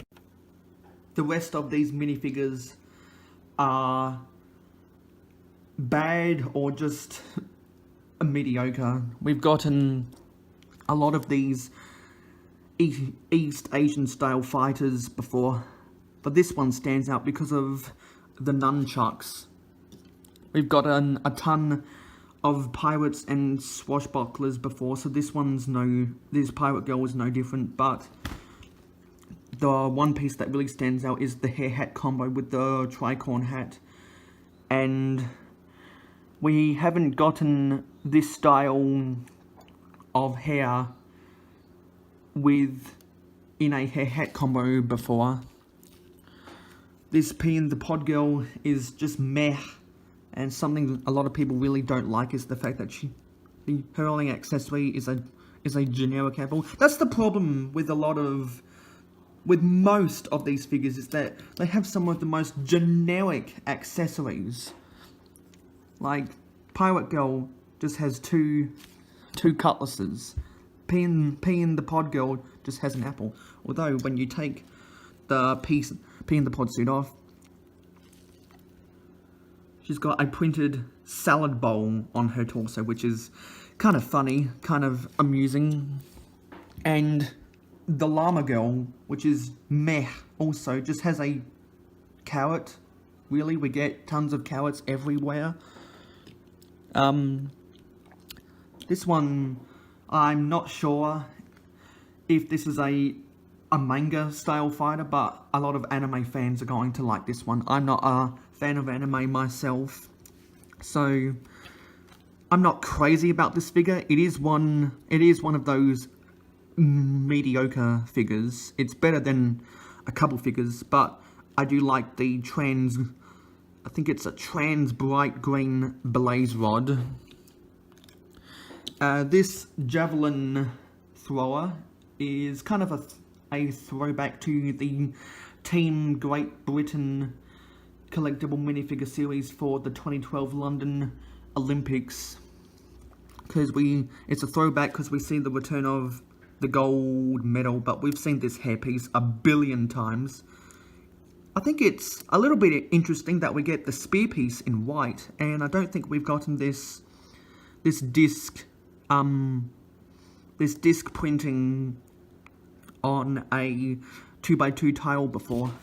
And you can kind of see, if the light hits it right, you can see that it's a metallic silver.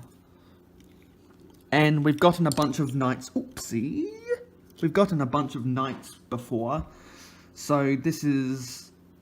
I think we might have gotten a knight with this exact same colour scheme before. I'm not sure of that exactly, so you can fact check me on that in the comments.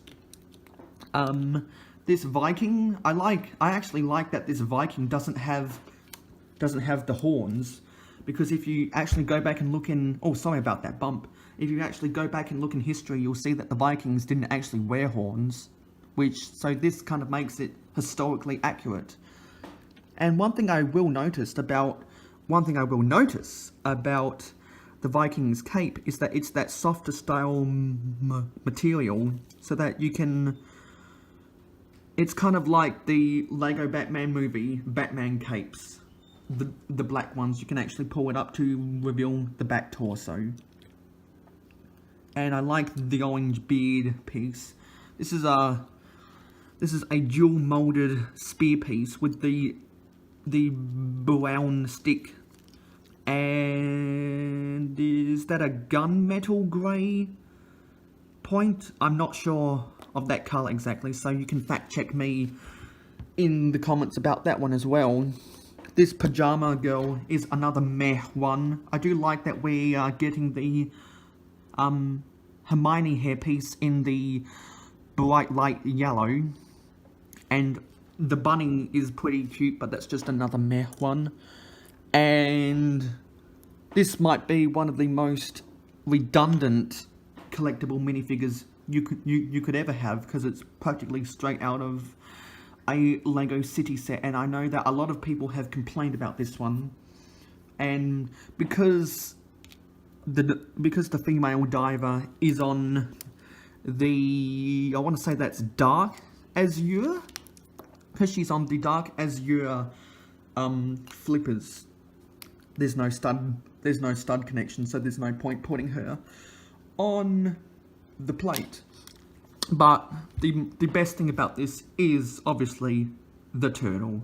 It's a dual molded turtle that's olive, the skin is olive green, and the shell has that really nice, the light's not gonna hit it, and the focus isn't that good either, but you can vaguely see the nice hexagonal indents in, I want to say that's medium nougat.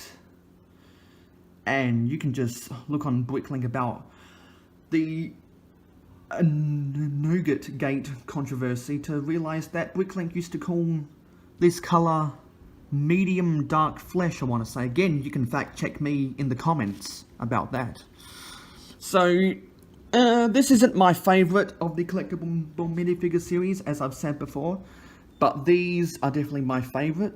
I think out of these three, definitely my favourite is the Space Hobbyist, as I like to call her, for obvious reasons. The Benny's spaceship, and the NASA logo. My second favourite would have to be the the drone operator, once again for obvious reasons. Hint hint, please Lego, bring back the Lego monorail. And I think my third favourite would have to be the Pinata Boy, for slightly less obvious reasons. But yeah, that's my general thoughts. I'm not one of those in-depth reviewers like Just Too Good or Jane Bricks, so I'm not going to go into a ton of detail. I like to go into the same style of detail as one of my best friends in the online community, Brickzar. If you haven't checked out Brickzar, I don't know, are you sleeping under a rock or something? If you like vintage Lego and I like vintage Lego, you must subscribe to Brickzar. And please get him to 60,000 subscribers. Yeah. So this concludes my general thoughts about Series 20. Like I said in the whole video, I got this on eBay. The original listing price was $94, but like I said in my whole video, if you're a savvy eBay shopper, and you're always looking for those good deals, and you're particularly looking for the listings where you can make the seller an offer, so I lowballed the seller from $94 to $80, and the seller counter-offered me $90, so I counter-offered him $84, and he accepted my offer, and bing, bada boom, bada bum, I got this series. And for some reason, this series and Series 18 are both very frequent on eBay, at least eBay Australia. Series 19 and Series 17 aren't as frequent, so I'm thinking Series 19 and Series 17 wasn't as mass-produced, because I'm not really focused on getting the whole of Series 17, because a lot of people weren't as crazy about that series, and I've got series. I don't think I want to spend the money in trying to complete that collection, but I definitely want to get Series 19 off of eBay, and when I do, I will do a haul video of that. Please, someone in Australia list Series 19 pretty cheaply so I can buy it, and I can do a whole video about it, and I can do a general thoughts video like this one. So, anytime in the future I get a complete collection of a particular CMF series, I will do videos similar to this, so you can look forward to those in the future. And this is Mayo Hosko and my thoughts about Series 20.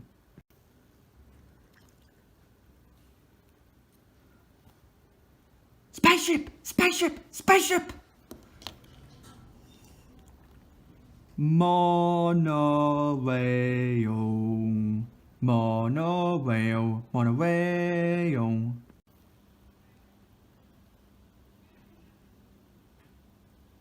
The extra pieces.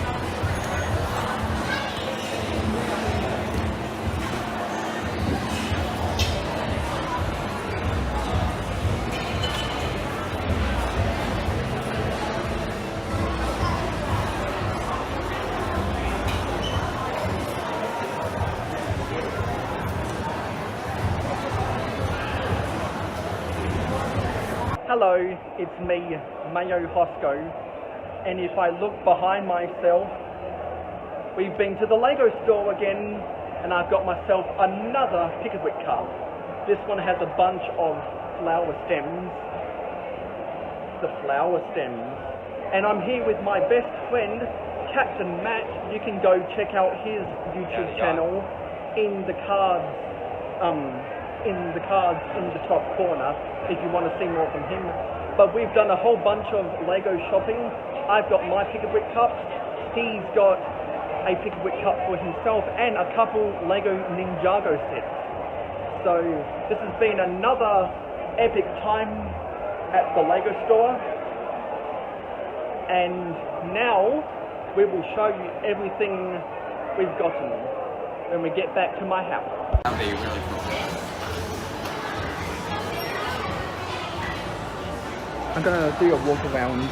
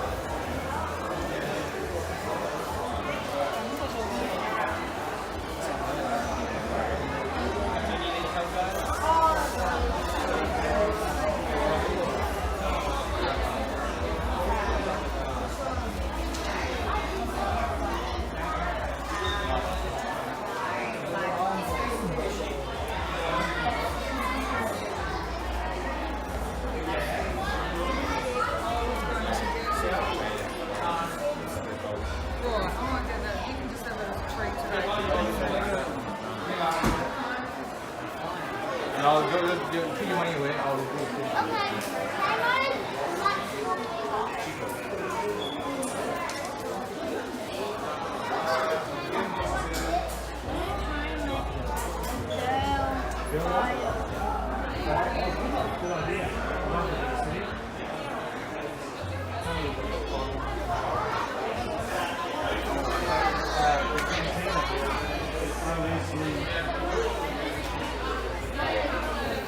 The container.